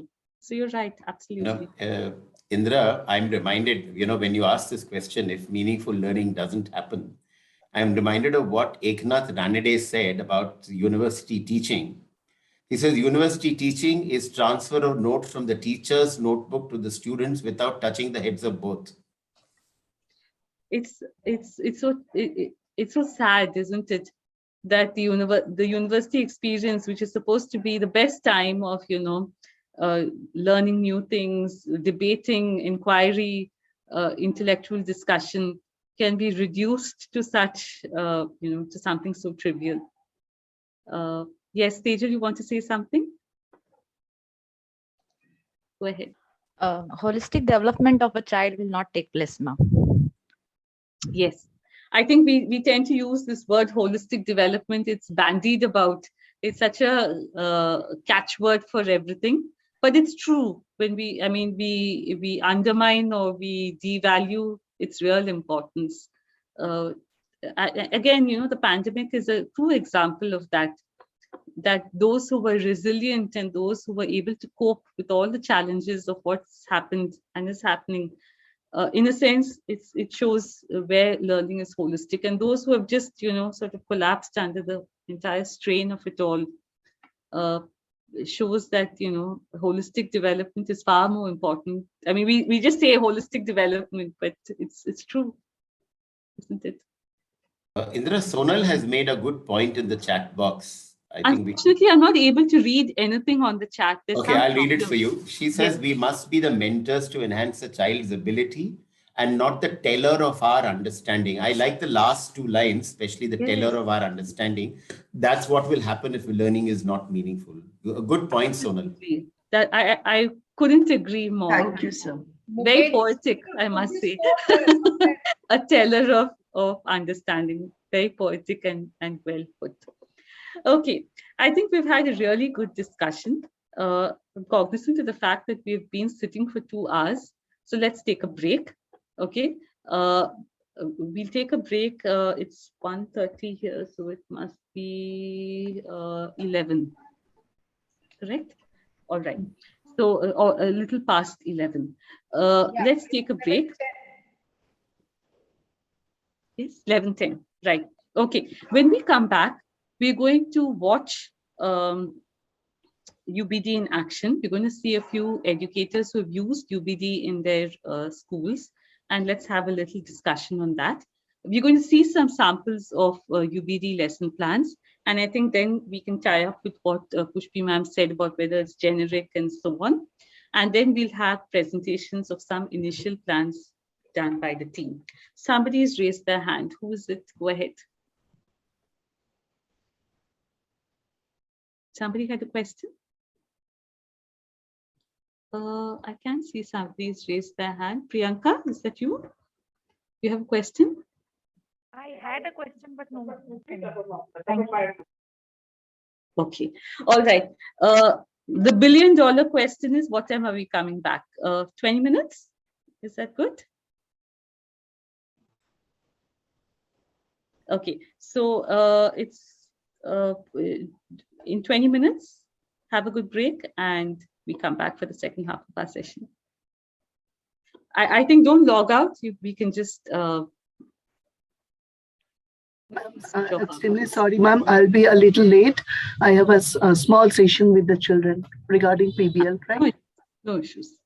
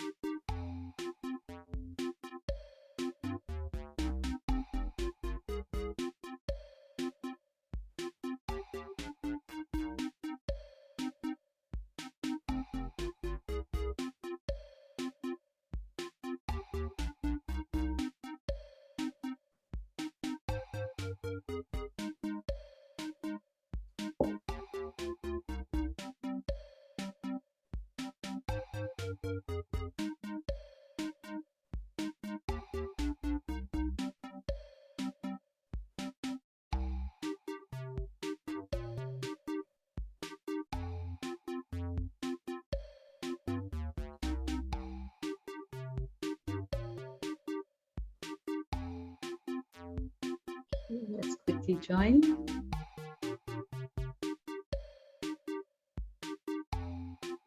Just a minute more, maybe.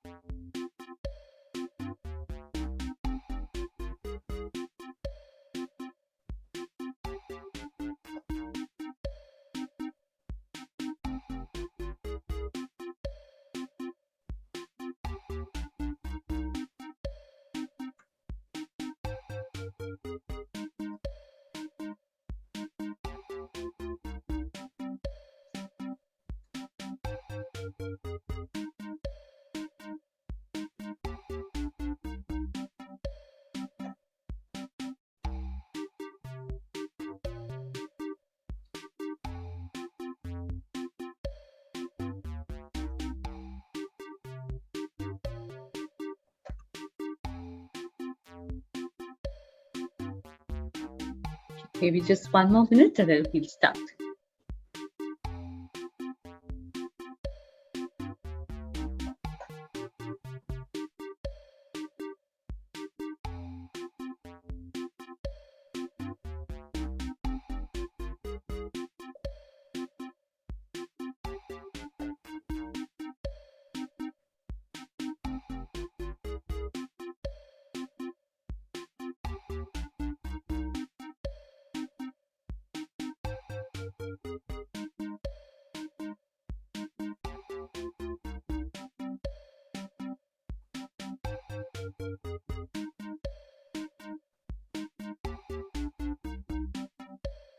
Okay, let's begin.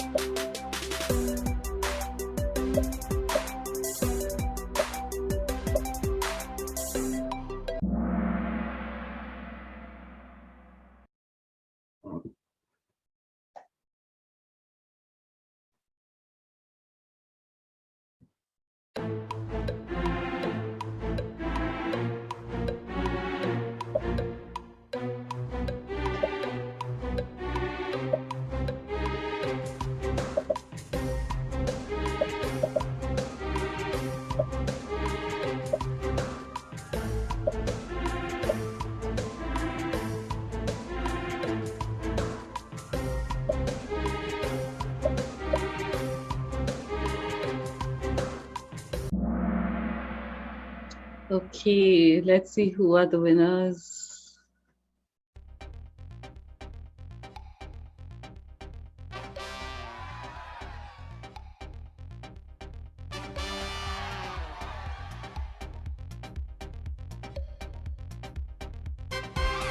Well done.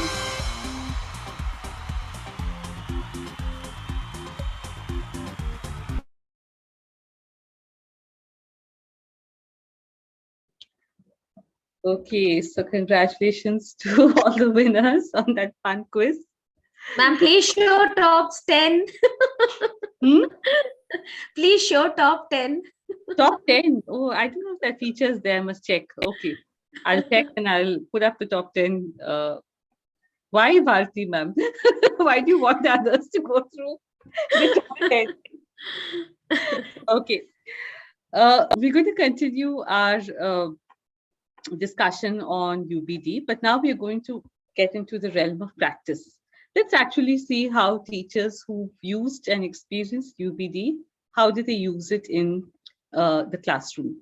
So let's watch about 15 or 20 minutes of this video. It's a long video. It's actually a whole 1 hour video, but we'll just watch about 15 or 20 minutes of it. And then let's have a discussion. Okay. Okay. So as you are watching, I want you to keep in mind the following things. I want you to think about 3 things. How are the teachers using UBD in their classroom? Second, what impact does it have on the learners? And what impact does it have on the teachers? Okay, so unfortunately, I can't put it up in chat. For some reason, my chat is not working. Let me try to see if I can put it up in chat. Okay, so how do the teachers use UBD? What impact does it have? I can see what you're typing. Okay. Okay, so just keep these 3 things at the back of your mind as you watch.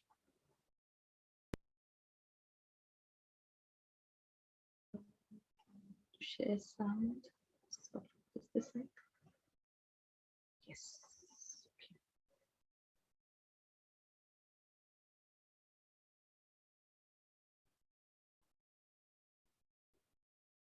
Understanding by Design is a powerful planning framework, and it works for individual teachers planning units of study they teach. It helps to focus their planning and focus their teaching. It helps to give evidence of understanding, not just surface knowledge. And many teachers report that not only are the kids more engaged by the activities and the assessments, but that teaching is intellectually more interesting for them because we're focusing around important ideas in the subject. Thomas Rye teaches math at Jolie Ferris High School. He has been using Understanding by Design for several years. In planning his units, he begins with the course's enduring understandings, such as mathematics is a logical and objective means of analyzing and solving problems. In today's lesson, students will show how they applied their math knowledge to build machines that cook food with solar energy. Tell me how you aimed it. Well, we drew a line perpendicular. So which is the line that you drew?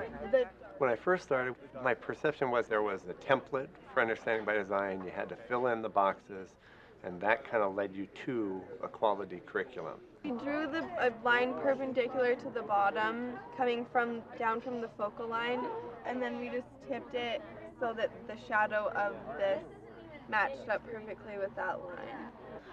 Since I started using it in the classroom, I found that it's much less a way of writing curriculum and even more so just a way of thinking about teaching. After you fill your Shabelle assignment, we'll just transition into groups. Rebecca Chun teaches science at Griffin High School. This is her first year planning units with the Understanding by Design framework. What you need to do is go ahead and look at the EQs and the EUs on your sheet. It's not just rote learning, it's not repetition, it's how is this meaningful to us? Energy can take many forms. You have solid, liquids, and gases. And how do we grow, not only in the classroom, but down the road to where I can remember what I've learned? Now up here on the board, you will see the essential questions. Understanding by design is a planning framework based on backward design. In other words, in designing a unit, we start by determining what we want students to know and understand. It's a way of thinking and not just a plug-in set of tools and checklist mentality approach. Rather, it's thinking differently about why am I designing this unit? What is my goal? What's the best way to achieve my goal? Understanding by design has 3 stages. In the first stage, teachers identify the unit's desired results by developing enduring understandings and essential questions. In the next stage, teachers determine acceptable evidence of understanding. With clearly defined essential questions and assessments, teachers are now ready for the last stage, planning learning experiences. This is Hilo Hawaii Tsunamis. Student achievement depends on the level of student understanding. At the end of an Understanding by Design unit, students demonstrate the ability to transfer what they have learned in authentic ways to the world beyond the classroom. We wanted to be able to get the most sun so it heats the whole cup because we're having chocolate in it. And we wanted to have as wide of a parabola as we could to get the most amount of sun in it. We've called this the 40-40-40 rule, which is some things that you teach in class are important for kids to know for about 40 days. Some things you teach in class are important for kids to know and remember for about 40 months. And some things that you teach in class are important for kids to be able to know and do and understand for 40 years. Most of traditional schooling has really focused on the 40 days and the 40 months. Memorizing dates seems to be a clear example for the 40 days. For the 40 months, a lot of that is the mathematics, a lot of the algebra skills.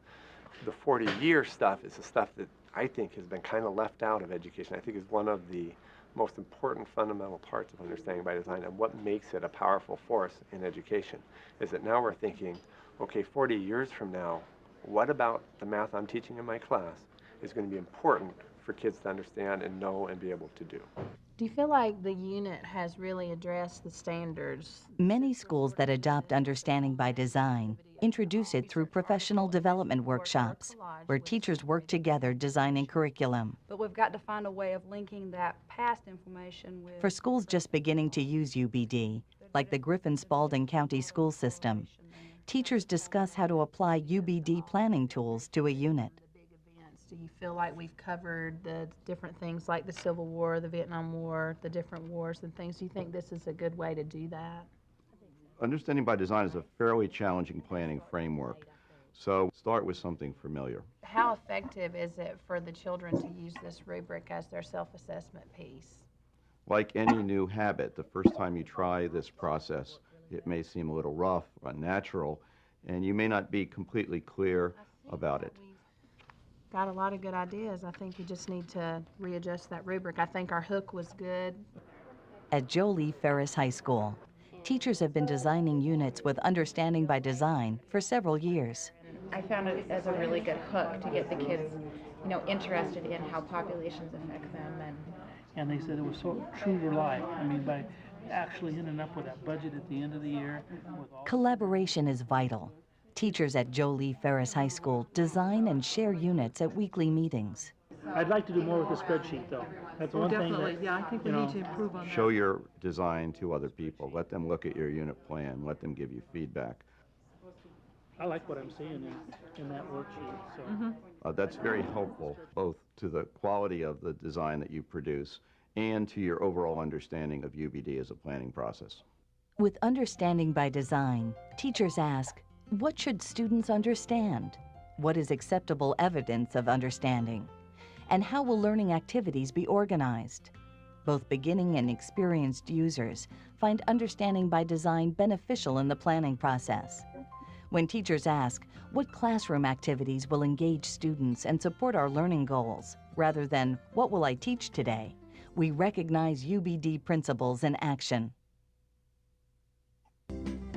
Understanding by Design is a framework used to design units of study.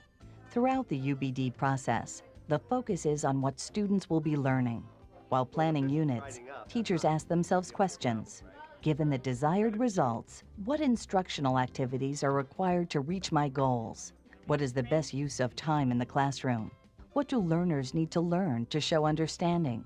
And how can I best use a balanced assessment approach to improve learning? In this segment, we'll observe both beginners and experienced UBD users who are grappling with these questions. We'll hear about their experiences and explore the tools they use to plan classroom activities. Come on in. Good morning. Lonnie Willis teaches 7th grade World Studies. This is her first year working with Understanding by Design. After determining a unit's essential questions, she designs activities that encourage her students to explore the topic. She can see the value for her students of using the Understanding by Design framework to improve student achievement levels. It took some getting used to. However, going through the UBD training and teaching it this way to my class, they're remembering more because it's real to them. It's not just something that's in a book, but they get a chance to perform, to do. My brochure is based on the art of shopping. Shopping is fun. One of the pleasures of Cairo is to get lost in the bazaars and take in the sights, smells, sounds of life, and it's all its chaos and glory. Is wind good or is wind bad? Bad. Bad. You don't want wind blowing your hot air away. Thomas Rye teaches math at Ferris High School, where they have been using Understanding by Design for several years. He used the framework to help his students understand the real-world application of mathematics. This unit's enduring understandings are: students will understand that conic shapes occur in our physical world, model many phenomena, and make life more convenient. And the conic shapes share many characteristics, yet serve distinct purposes. In this unit, students use equations to identify a shape that will effectively focus the sun's heat on a central point. We're trying to figure out how we're going to figure out the angle of where... You may not be able to tell whether Understanding by Design is being used by just walking in and taking a quick look at a classroom on any given day.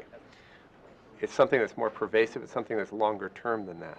If it's right on the dot, then we know it'll work and the parabola is correct. If you come into a classroom 2 or 3 days in a row, you're definitely going to see evidence.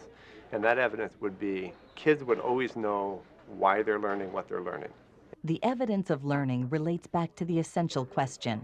In this case, in what way does society take advantage of the reflective properties of the conic shapes? We're learning about the conics and about their reflective properties, and basically how to build and use equations to find the shape and distribution of those shapes. And so basically we're using those properties to focus the heat on a central point and cook a hot dog or a marshmallow or something of that nature. Regardless of their experience level, all teachers recognize the characteristics of good design. These characteristics include, among other things, having clear performance goals and a balanced assessment approach.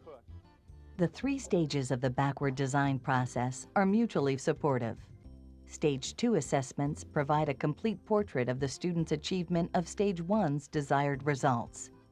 In Stage 3, the acronym WHERE TO is used to summarize design elements that underlie all teaching and learning activities. In other words, it serves as a tool to check for alignment between the 3 stages of Understanding by Design. In the next segments, we'll see how these elements are reflected in classroom practice.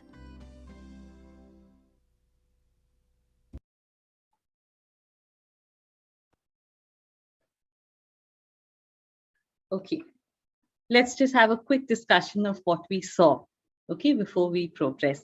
So you see teachers who are very much in the initial stages, the first year of using UBD, just like all of you. And there are teachers who have used it for many years as well, and experienced practitioners. So what did you see in the video so far? What did you notice?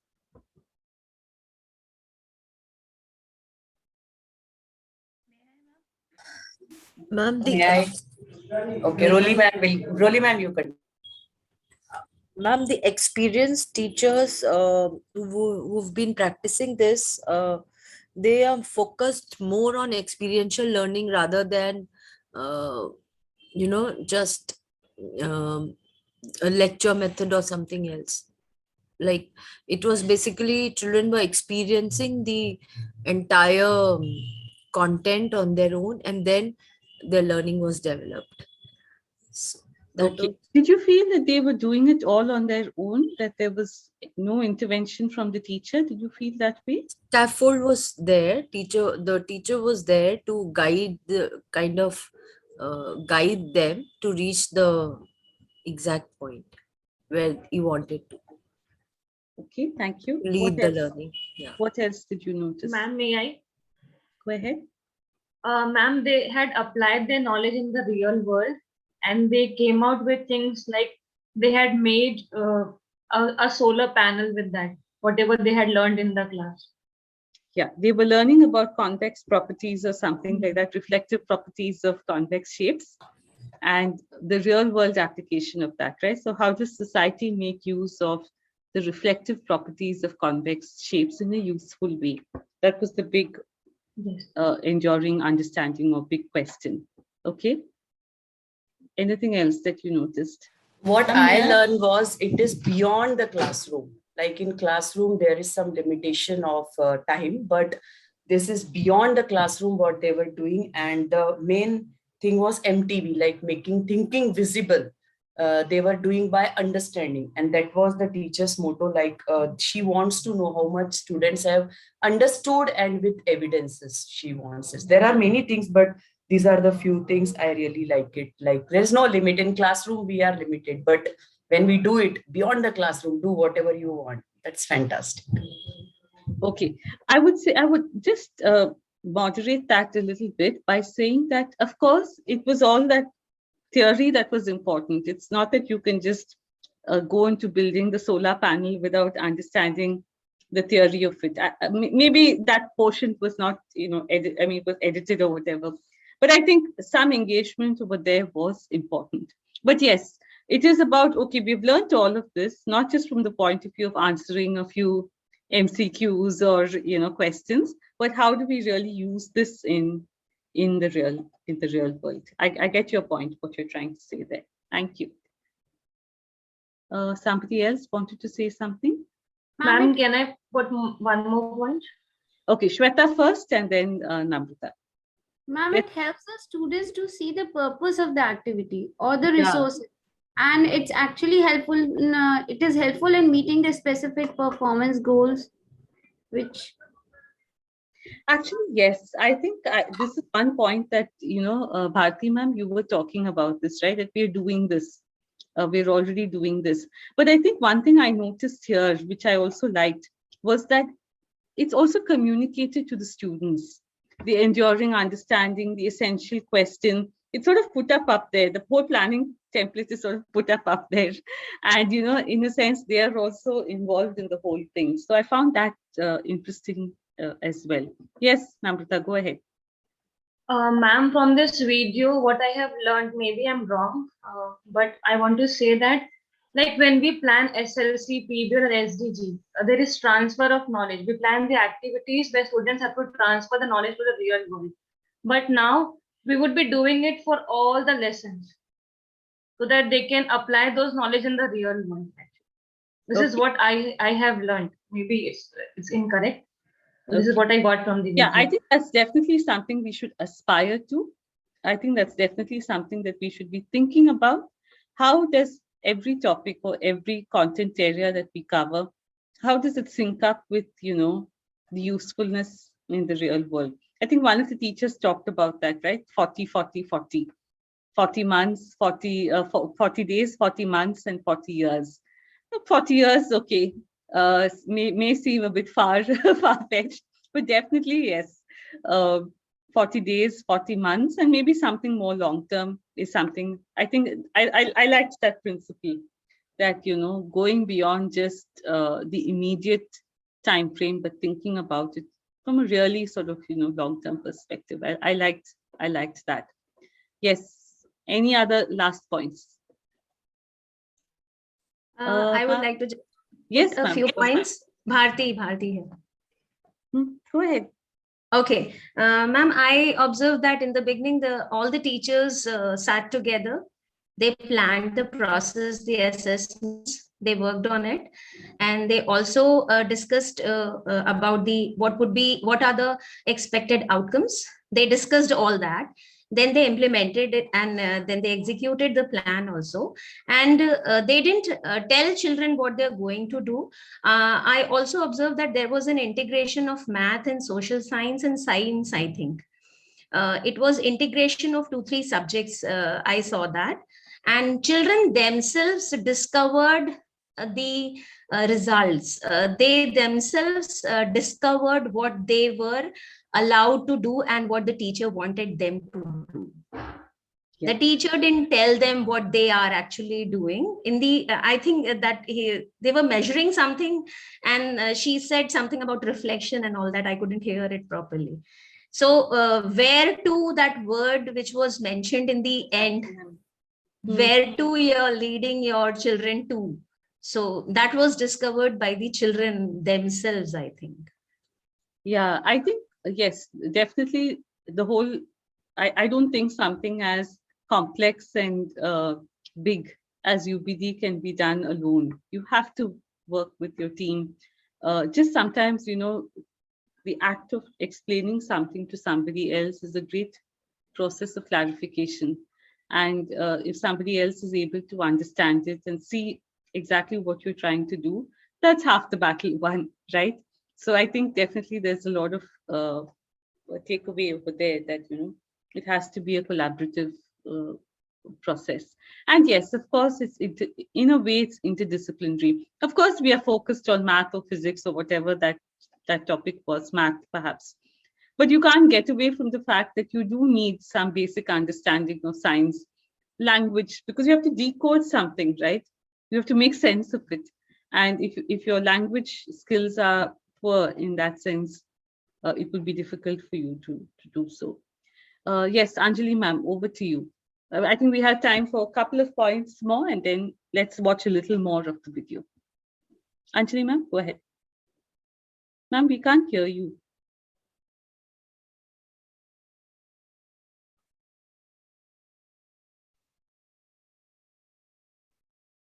No, we still can't hear you. Okay. We'll come back to you, ma'am. Anybody else wants to make a quick point? We can give 2 people a chance to speak. Any quick points? I have one question.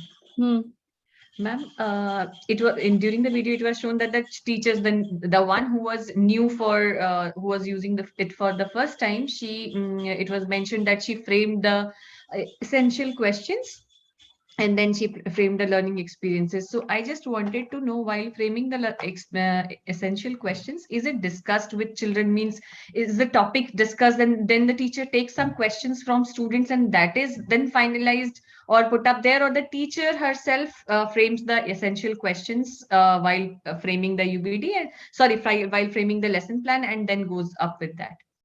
Okay, I would or both say can be taken. You can do both. It's not that you cannot do both. But I think in the initial phases, it would be better if the teacher frames it, because it's a new experience for you as well, right? So it could be that the teacher frames the essential question and the enduring understanding. But yes, it is communicated with children. To answer your question, it is communicated with children.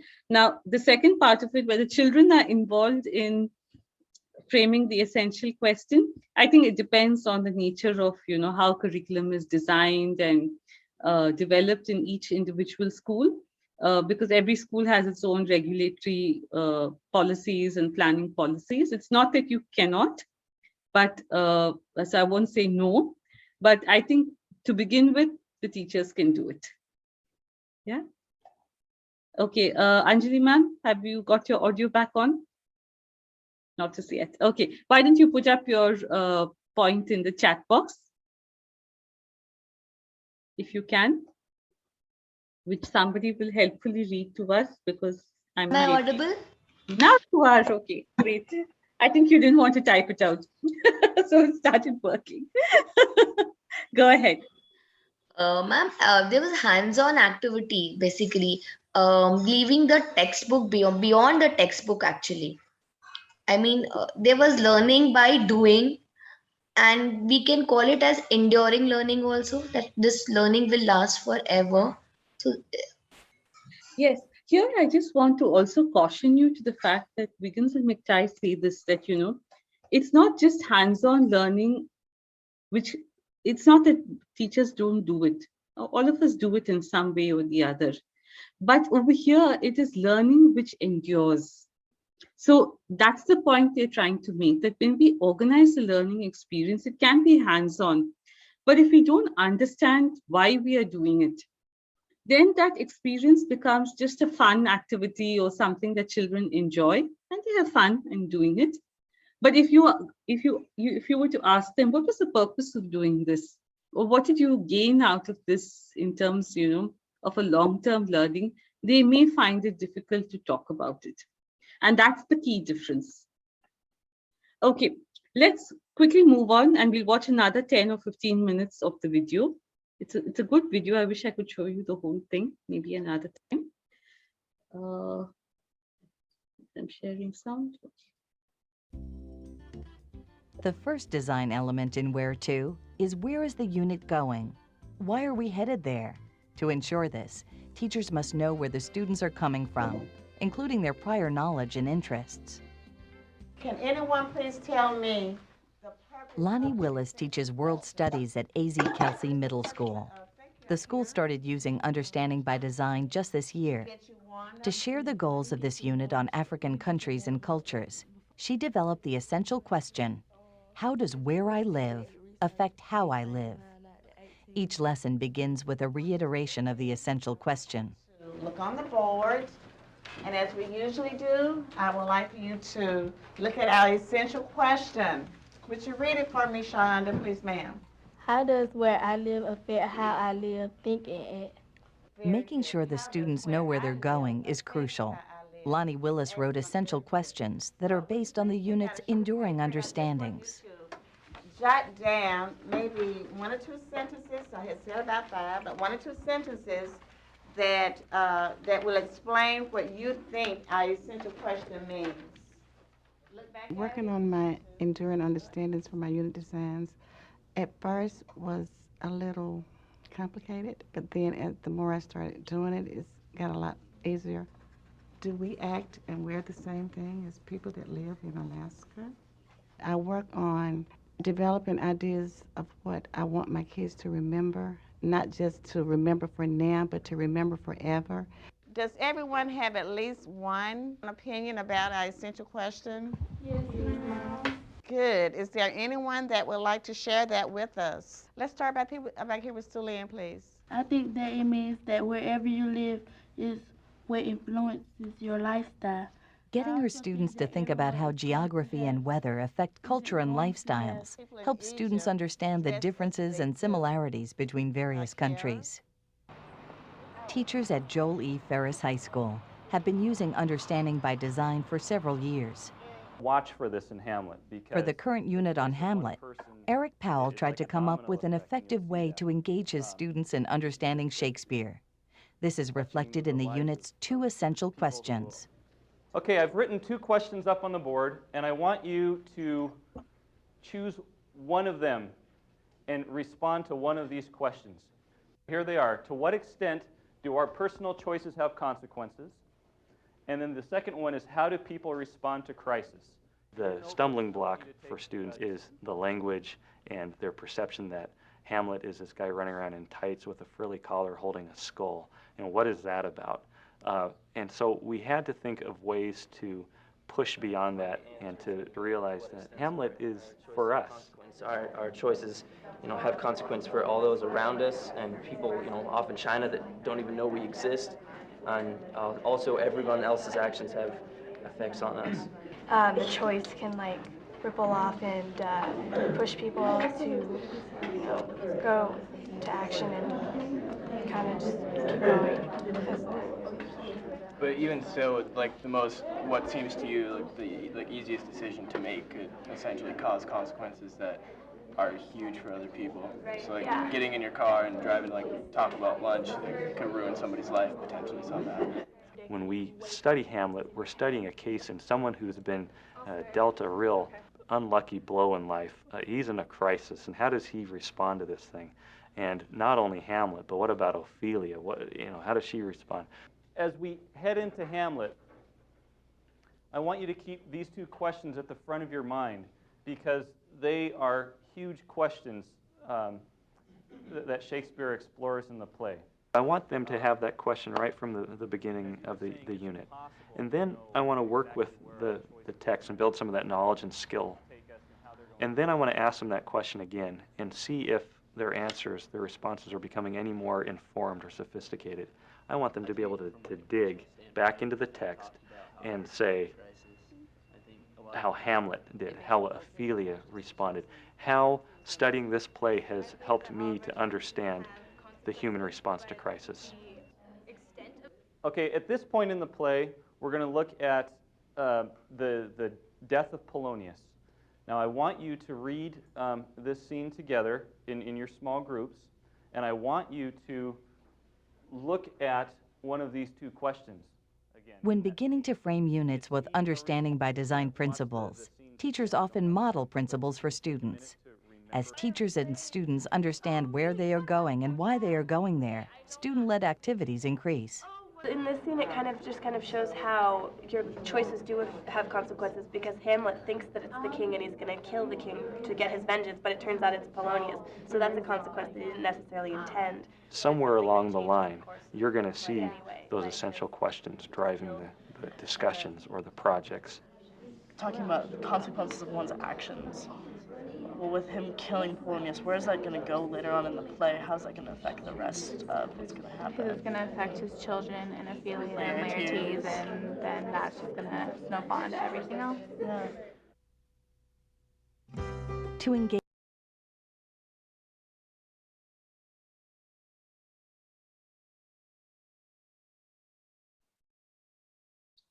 Okay, what did you notice there?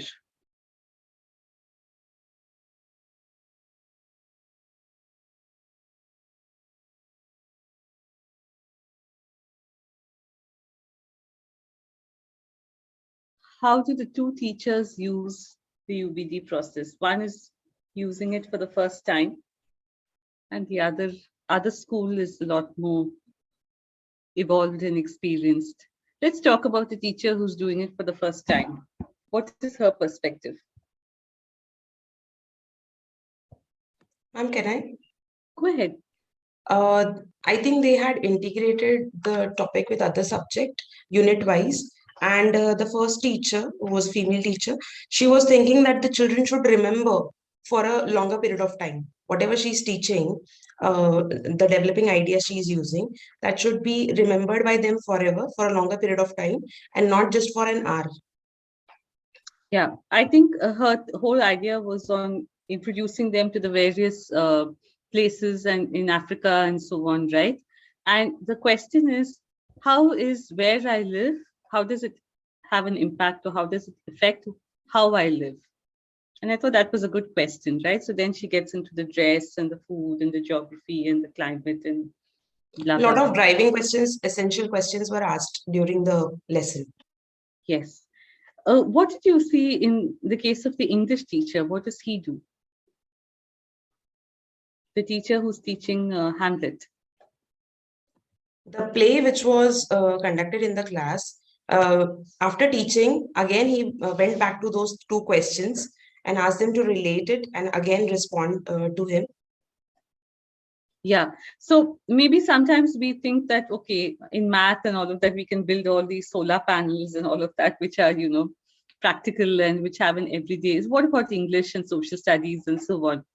But I think his point was good, that what Shakespeare is really trying to do is to use the story of a person who's going through some sort of crisis or who's going through some sort of problem, and think about how we respond to something has an impact, or what consequences does it have. And I think that's true for all of us. It has an enduring value even today, right? So even a play which is written 500, 600 years ago, so the theme is very relevant even till today, right? And this contrasts with a very narrow way in which we may approach something, which is to teach the play, and then we ask them the words and the meanings, and we ask them a few questions. That's the traditional way in which we go about it, right? But this seemed to be an interesting way to go about the whole thing. Okay, in terms of the video, we'll stop there. It's just to see how teachers use UBD, because now we're actually going to get into some of the planning processes. What I'm going to do is, let me just mail those plans to you first. I've kept it in my drafts. Okay. I've sent you a mail of teachers who have prepared, these are actual teachers who have prepared samples on UBD units in various subjects. First, please see that everybody has got it. There are 6 or 7 subjects. There's nutrition, arts, algebra, earth science, geography, English, language arts, US history, Spanish, and physical education. So there's a range of subjects there. Has everybody got the file? I've mailed it to you. Okay, great. I'm going to put you into small groups. Okay, you can choose any subject of your choice. That's why I've given you the whole list of things. Okay, and as I said, these are teachers who have actually used the UBD template. So these are real lesson plans. In your groups, discuss in your subject, whichever subject you choose, how has the teacher used the UBD template? What did you notice? Okay, how has the teacher filled in the UBD template with the 3 stages? That is fixing the essential understanding or the enduring understanding, the actual evidence, and then planning the learning activities and so on. So the 3 stages are all there. So in 15 minutes in your group, quickly take just one subject, don't take more than that, and just deconstruct it to think about how the teacher has used it and what could be some of the takeaways for you. Okay, so let me put that up in the chat box because everybody can see, I believe. Okay.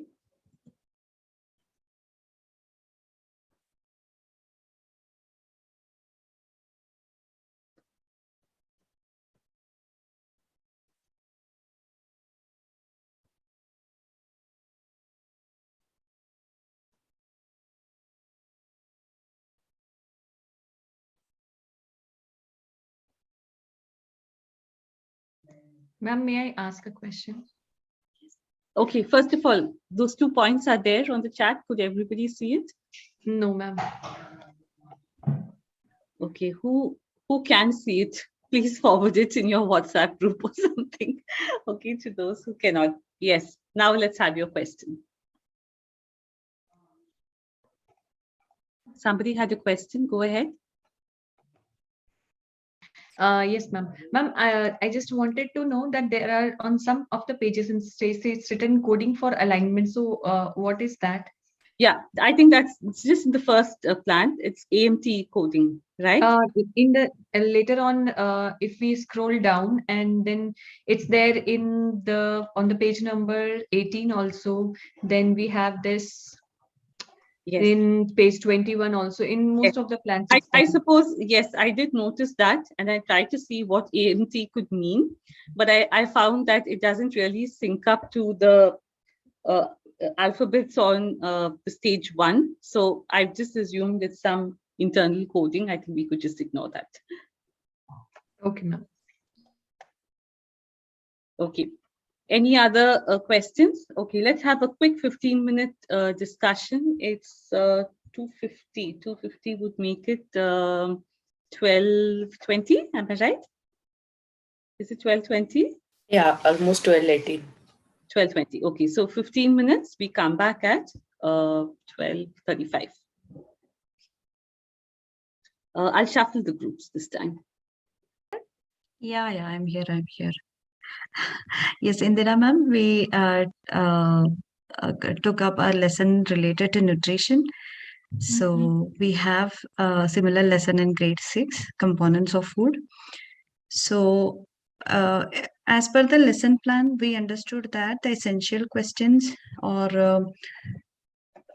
the learning goal or what we expect from children is that by the end of the lesson, they should know about the nutrients in the food, and they should know what food they should eat less and what they should eat more, depending upon the nutritional value of them, and how better they Here can you make are the talking choice. about what you do in school, ma'am. No, ma'am. No, ma'am. As per the lesson plan which we had read, I understood that uh, the essential question should be what food should I eat less of and why, and how can I make better choices in my according to the nutritional value.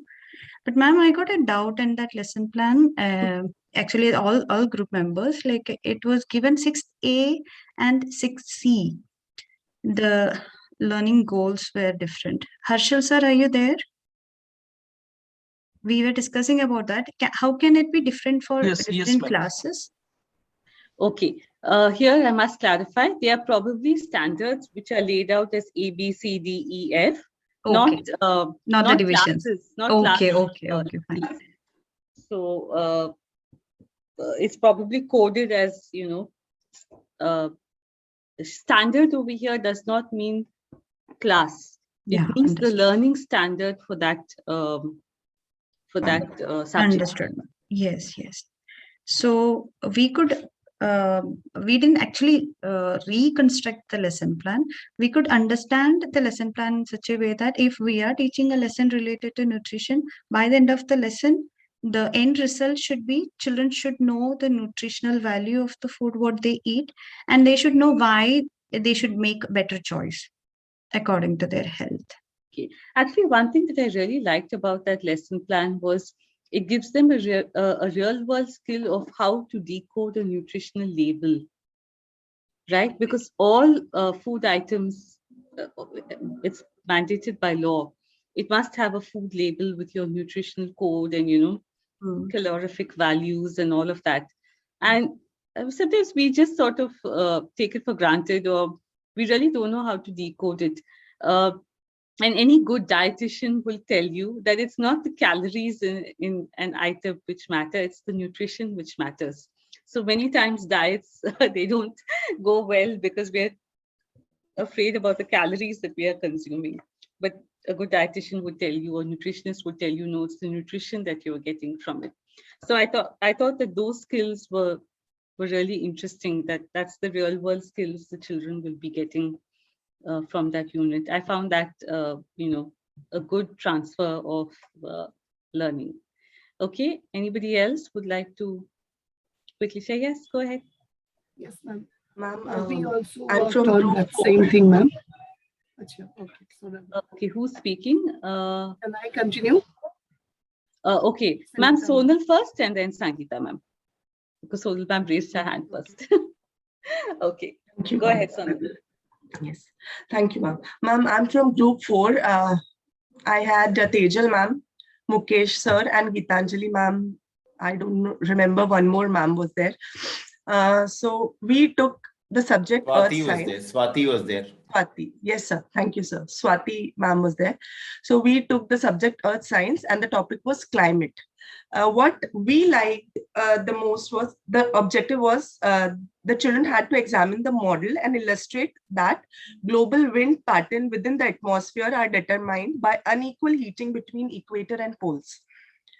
So we read the content, and what we liked the most was the teacher took here a hook activity was given. She took the children outside and asked them to fly a kite, and then she initiated the discussion that, why do you think the winds move in such direction? And then after the discussion, she showed them the model and asked them to read the articles and relate it with the real life situations, like why do you think the agriculture is affected because of the changes in the wind pattern, or because of the different temperatures at different places of the earth. So this point struck me a lot, that she took a hook activity. She did not directly started the discussion, or she did not directly tell the children that acha humko ye karna hai. So I think I really liked that correlation as well. It was about the Coriolis effect, and she links it to agriculture. And we hear about it always in the news, right? That whatever the farmers, the rains have failed, or monsoon has failed, and we sort of again just take it for granted. We don't realize how it's all so located in this geoscience. And I think it had a real application that way, how a farmer's life is completely determined by the weather and the climatic forces that rule. Yeah, Indra, I love the transfer task that they had given. Where in two teams they had to play a role. One is a climate firm and the other is a farming business. That would involve a lot of other skills apart from whatever the UBD design is, but tremendous skills like critical thinking, convincing, collaboration, what we are all talking about. So I thought it's a very eclectic approach. That task was a very brilliant one, which I loved actually. I think more than anything else, it also shows that this is what the real world, this is how the real world operates, right? That there's always this balance of forces between, companies and between producers and consumers and, people involved. And again, that's the real world transfer. So yes, glad that it was useful. Yes, Sangeeta ma'am, over to you. Yes, ma'am, thank you. So we also took the nutrition as our topic. So the first part, it was how the child will acquire the knowledge, acquisition. And the third page, 1C. So we had found that the child is learning in so many different ways. Sometimes they are inviting a guest speaker on the subject. Sometimes the children are given a task of preparing the menu for a 3-day camp. They are doing it independently. And at the last, there were several points, ma'am, 16, 17 points were there. What I like best, that after going through the lesson, where the child stands, is there any change in his or her diet? Is he changing himself or herself? That I liked very much. And Prithika ma'am may add some more points also, ma'am. Yes, if you notice that lesson, you see it doesn't do away with all the knowledge components which we cover in class, the food groups and the nutrients and carbohydrates and protein. It's all there. It's not that you don't do it content-wise. It's there under the knowledge component. But I think it's just that it goes so much beyond just that knowledge, and just the testing of that knowledge. Sometimes we just we stop there, and here I think it sort of went beyond that. Okay, last points from Kritika, and then we go to our presentation. I think we have time for 1 or 2 points more. Kritika ma'am, yes ma'am. Yes, ma'am. We were there together, and we had taken nutrition as our topic. So it was one of the best takeaways. What we thought was, when grade 6 have to make a grade 1 pictorial booklet to teach grade 1 on nutrition. So that was again a very elder child's teaching the younger ones. It's a very good way to learn. And they were given a real camping menu for 3-day healthy menu. That was again a very good task. Actually, this was a more real life situation where the children will really enjoy making it. So that was really. I think Edgar Dale, the famous educationist, says right in the cone of learning that teaching is the highest form of learning. So you remember 90% of what you do when you are able to teach others. And so in a sense, making that booklet for the grade 1 child, theoretically it sort of links up to that. That's a good takeaway. Yeah, that's a good idea as well. Okay. Glad that it sort of spurred you to think about UBD. And as I said, these are real lesson plans. So in a way, it sort of, encourages us to think that, yes, it is possible. And teachers are doing it. And of course, like we saw in the video, depending at which stage of UBD you are, you will grow and evolve and progress. It's not that you're going to have the perfect or the best plan right at the beginning. as you engage with it, you will obviously become better at it. Okay, we have two teams who've prepared their UBD plans for presentations. So first of all, we thank them for putting in this effort and taking this bold step and working on a UBD plan. That's a great step. And they're going to present it to us for our feedback. So we look forward to constructive and good feedback so that they can go back and improve their plans further. And I'm sure that they'll get good ideas from all of us as well. Okay, this is how we'll do it. We'll have about 20 minutes per presentation because we have to end by 4. That would make it 1:30. Yes. So over to the first group. Who would like to go first? Grade 2 or grade 1? So do I have to present? I mean, do we have to present the... Yes, I think it will be nice if you're able to show it to the larger group. I mean, is this visible? This is for grade 1.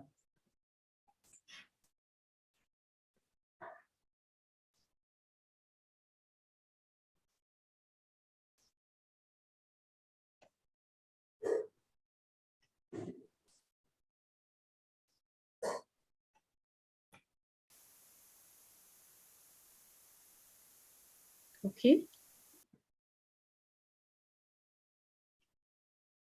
Can I just request you to make it a little bigger, if you don't mind? Yeah, maybe 110. Yeah, that should be good.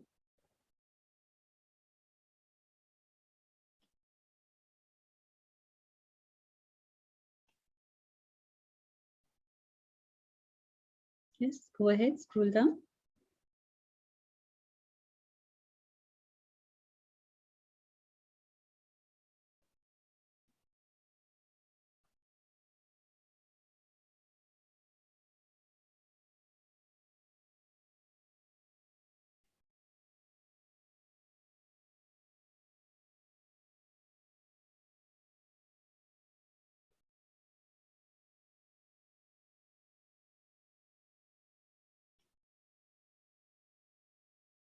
Okay.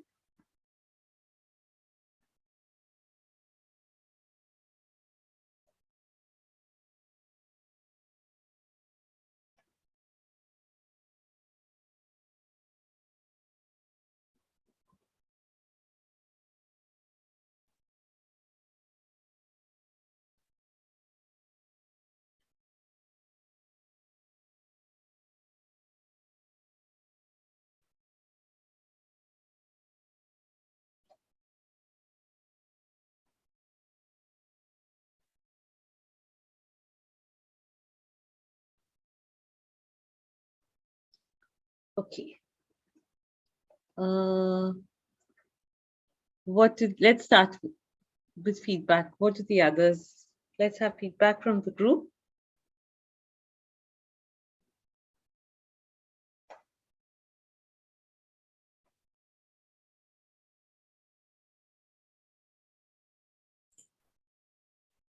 Ma'am, the group who's made it or the group, the whole group?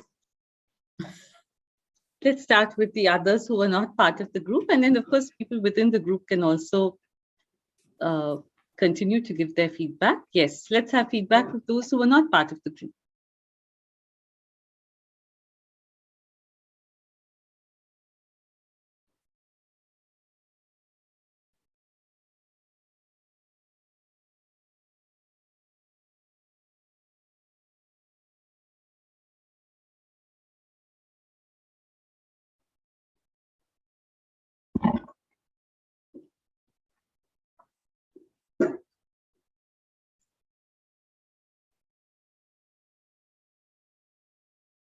Okay, Pritika, I'm just wondering whether the established goals over here would actually be linked to the established goals of the learning outcomes, the established curriculum. So that's one thing that you need to think about.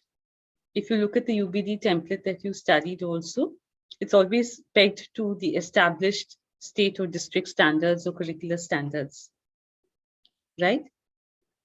Yes, ma'am. Yes, ma'am. So that is something that you probably need to think Yeah, we about. need to work on this, yes. Okay. Can you just come down?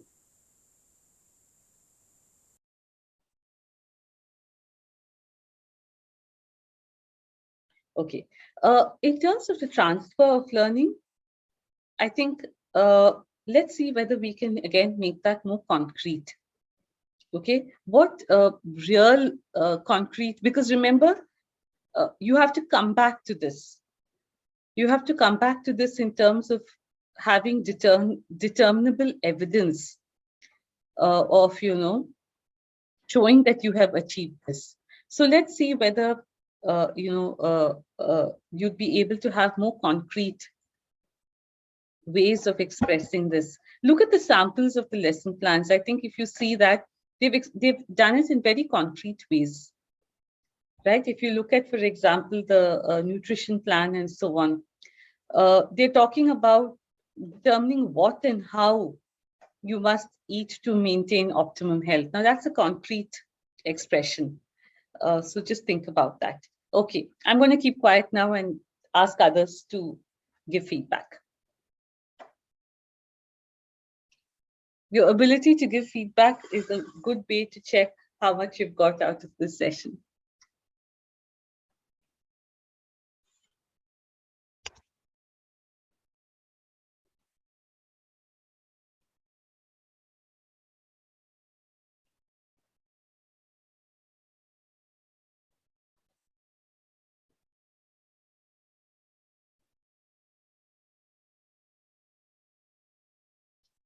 Yes, there's absolute silence.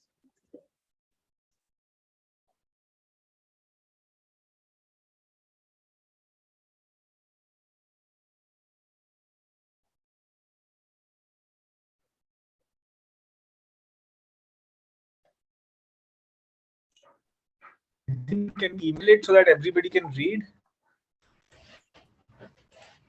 Can it be shared in a view mode so that we can read the entire? Yeah, I tried.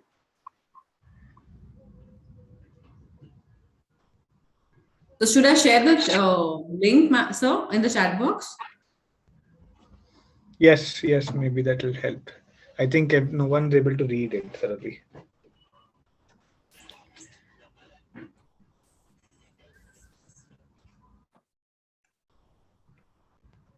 I've shared it.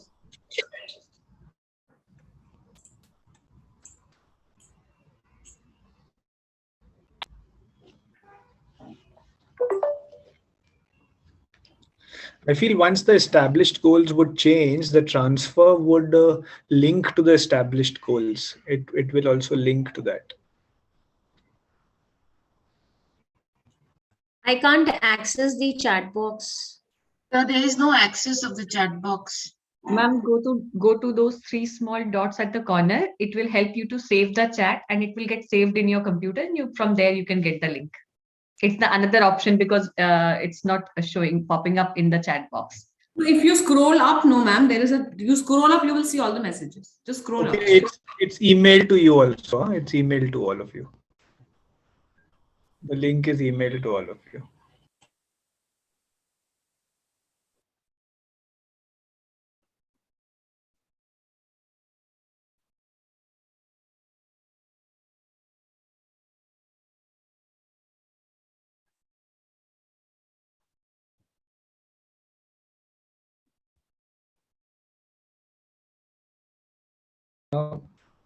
Can you hear me?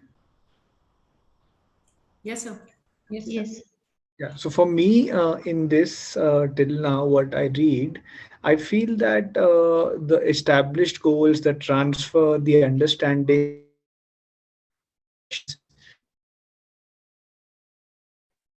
it's not directly flowing. It's not like it's not flowing. All of them are not each other. That's a feeling that I get when I read these. Okay, just come down, Pritika. Again, when we look at knowledge, right? Let's express that knowledge, acquisition of knowledge and skills. Come down. You see, some of them are written in very generic ways and some of them are written in concrete ways. So, for example, to write simple words like fan, hen, rat, etc. Actually, there what you really mean is to write one syllable words or simple words or sight words, whatever it is. So we need to put them down in, again, specific ways. I think what we have done is we have perhaps just taken the objectives and we have put it down. But if you look at the even the way the template has been filled in, it's specific knowledge components, right? So, for example, counting up to 20, you've got that as one of the knowledge. That's a good one. That's a good way to be able to put it in very specific and concrete terms. Yes, you've got something there, right? Counting up to 20 concretely, and yeah, I think that's good. That's a good knowledge way to go about it. Okay, good attempt. If there's no other feedback, just go back. I have one doubt. I have a doubt on this. Like when we right now, when we are going with UBD, we have a theme. And under the theme, we have our subjects. So if right now when I see the UBD on nutrition, it was only on nutrition. This is what my, so when we will make, it will be like, it will be topic wise, will be making the designing template, or it will be whole theme wise? Okay, see, let's come back to the drawing board. When we talked about the theme was seen as an organizing principle, right? Around which we are going to integrate similarly related topics or issues, right? What I would do is I would take each subject, separately, and I would prepare the UBD. That's how I would do it. And the theme becomes the organizing principle around which we integrate the thematic focus. Okay, and that would actually become part of your essential understanding or your enduring understanding, that you're able to see it to the much larger picture of the theme or the focus. I mean, that's how I would approach it. Siddharth, what do you feel? So for grade 1 and 2, I was thinking we approach it as a thematic unit. That is what I had in my mind, that we approach it as a thematic unit. And for grades 3 onwards, it is subject specific. But for grades 1 and 2, I think what we've discussed with the team also, that we are approaching it as a thematic unit. So I would say, I think that's a call that the team has to take. It is not compulsory that we approach it as a thematic unit. Ideally, I had thought it that way, but if we want to approach it separate, subject specific, we could do that also. But grade 1 and 2, it's possible to do interdisciplinary because is one teacher who's responsible for everything. For 3 onwards, it becomes difficult. There are different teachers for different subjects. So that, and learning in essential, its nature is inter. So I would like to personally, I would like to do it like as a thematic thing, and in the established goals, all our learning outcomes would fall under that. Yeah, one reason why I would encourage you to do it thematically is otherwise then we'll get back to our subject silos. We'll get back to looking at it as those individual subjects, and then and because in 1 and 2 we have that fluidity, we can put the we can put the thematic focus as the enduring. I mean, that's the thing, that the glue that holds everything together. So we can do it that way. Of course, what it really means is that you'll have a very detailed UBD template, but then that's good. Then, ma'am, in the task section, we have to go subject specific kind of while we'll be talking about the task in the stage 3 you're talking about. Yes, I'm talking about the stage 3. Stage 3, yes. Okay.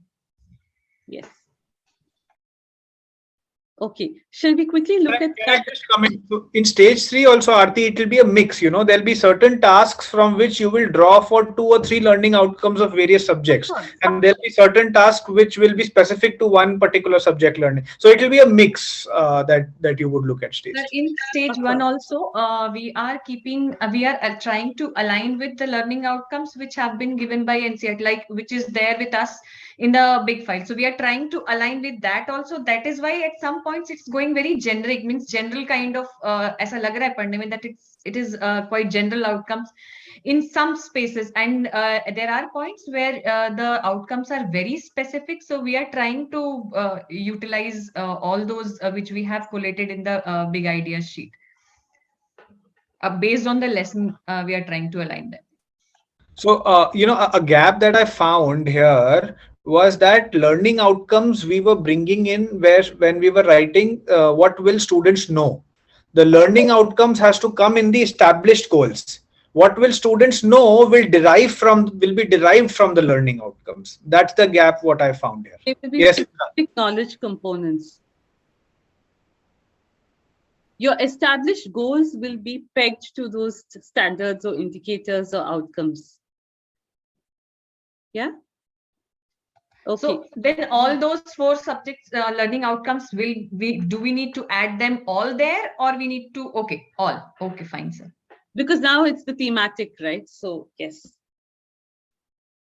Okay, let's quickly look at grade 2. Grade 2. Maybe it may be similar in its in the feedback, but let's have a look at it. I will share this. Should I share it in the chat box? Yes, please. Yes, please.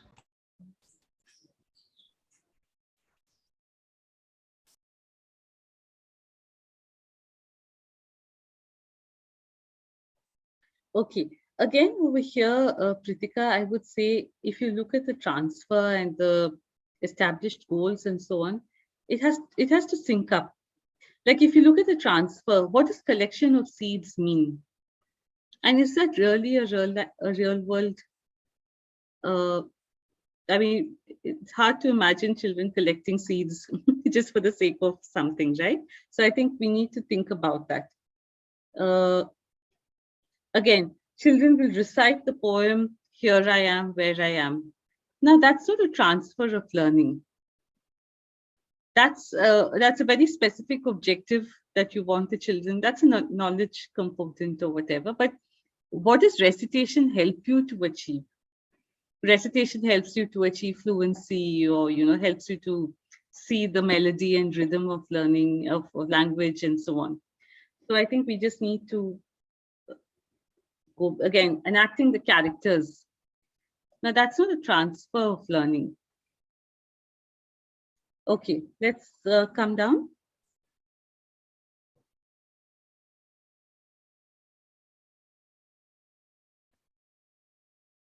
Again, consider the essential questions.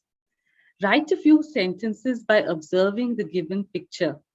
Do you really feel that that is a big question or a big understanding, or it's something very specific? Right? So yeah, let's do one thing. Let's go back now that you have the benefit of seeing the samples. Let's go back. Actually, you should take up a sample and try to understand how the teachers have approached it, understand the thought process behind it, and then perhaps go back to the drawing board and do this. Your acquisition of skills, for example, now is very generic. Respect for others, knowing about numbers, but what numbers, what quantum, so on and so forth. Okay, I think good effort. We definitely have to applaud the team for making an effort to fill in the template, right? That's the first step. And I think also for being brave to present it and listen to our feedback patiently. So well done, and thank you for that. So I hope that today's session has given us some takeaways, some food for thought, and the materials will help you look at UBD in your own practice. Let's end with a little bit of reflection. Uh, on the Padlet, which I will share on chat, I hope, again, everybody can see my chat screen. I've put up the Padlet link. I'd like you to just reflect on any two out of the three. A key learning, a light bulb moment, or something that you want to learn more about.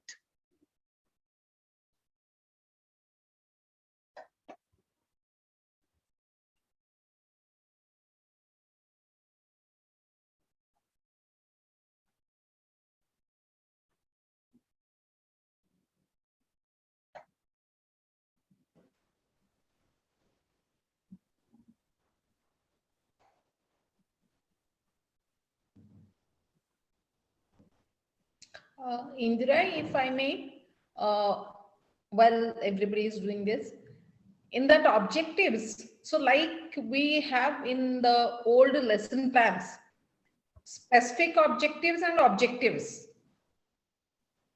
So is it not something related to the same thing? Okay, where would you put your general objectives and where would you put your specific objectives? Yeah, so specific is what the content was, basis that what was to be achieved in the class will be the specific ones. Perhaps, yes, your specific objectives would come under the knowledge and skills, the specific knowledge components that you would want to achieve through this UBD approach. But your, the established goals or the essential questions, the broader things will come over there. Okay. Ma'am, I would refer the general objectives as the learning outcomes, and specific objectives would be session specific.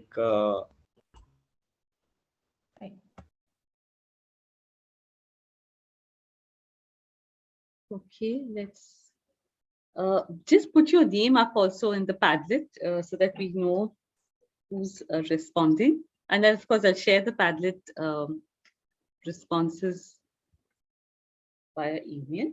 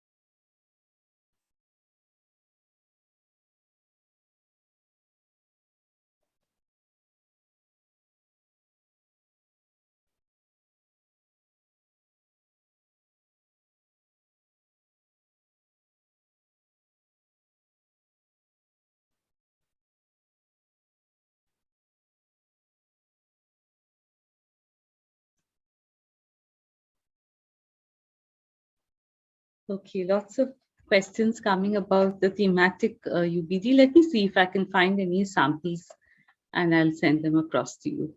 If I let me check the library also if there are any samples, and that may be useful for you to think about it. Okay. All right. Thank you. Thank you so much for your patience today, for your participation today. And I do hope that, the session helped you to think about UBD, and at least in an initial way. Don't worry if you're not able to achieve a grand plan of UBD. I think, like the video told us, teachers are at different stages and they become more comfortable with it as they keep engaging with it. It's about taking a tentative step. I think if at the beginning we can just think about what is the larger learning we want to achieve for the children, or what is the transfer of learning we want to achieve, I think that itself is a very good step in the UBD process. Okay, with that, it's over to you, Siddharth, and anybody else for any announcements? Yeah, thank you, Indra. I think that was very, very interesting today. So let me just share what's the plan. What are we going to do with with UBD? I think grade 1 and 2 teachers are aware, because we've been working on this for about at least 20 days, 25 days. So they know where they are going with it. But the grades 3 to 8, the teachers who are here, you don't know where we are going with this. So let me just quickly give you a brief of what we plan to do. What we plan to do is that in the coming 6 months, we plan to take up certain units, chapters for grades 3 to 8, and we plan to design those units or chapters through the UBD framework. Okay, essentially 1 unit or chapter that we plan to take up, not more than that. Right. So in grade 3, we are taking up 1 subject. Munmun ma'am, I think it's maths that we're taking up in grade 3. In grade 4, we are taking up, so there are teams that we've already made up. I think this has been done in consultation. You've given consent for this. Grade 3, we have this team who is going to look at nervous system. Grade 4, we have Hindi, who is going to look at antonyms. Grade 5, we have EVS. They're going to look at water. 6, we have SST. They're going to look at what, where, how, and when about something, I'm sure. And grade science, we have a team looking at nutrition. Wonderful. So we've looked at nutrition today. We have a great sample for nutrition. Grade 8, we have English. We're looking at direct and indirect speech. Right. So now these teams will be given, there are teams, you can see your names here, which team you're a part of. These teams will be given a time for about a month. Okay. You will be given the UBD template, a blank template, which will be shared with you, and you will be given a month's time. Now, what we need you to do is, with consultation within your team, you will slowly start writing the UBD plan. Okay. And you have, so after 1 week, on the 29th of January, we have another meeting planned in which you will share your plans like the grade 1 and 2 did today. Grade 1 and 2 only did the first part. You can do the later parts as well. You will share a draft of your plan, some sample of your plan, which will help all of us identify the way or the direction in which you are thinking, such that कि आप बहुत दूर तक ना जाएं. शुरू अगर कुछ गलत हो रहा होगा तो शुरू में ही रास्ता करेक्ट हो जाएगा, and we don't wait for a long time, right? So in 1 week time, we will have a checkpoint, which is a meeting like this, जिसमें कि और कुछ भी नहीं होगा, but you will just be sharing your plans and discussing. You can, volunteer to be there for the entire meeting, or you can also volunteer to be there only for the part in which your plan is being discussed, looking at the time slots that are available to you. If you be there for the entire meeting, तो जब बाकी लोगों के plan discuss होंगे, उससे भी आपको benefit मिलेगा, उससे आपके भी questions answer होंगे. But it is your choice if you want to be there for the entire meeting or only for the section. So we will share a timetable with you.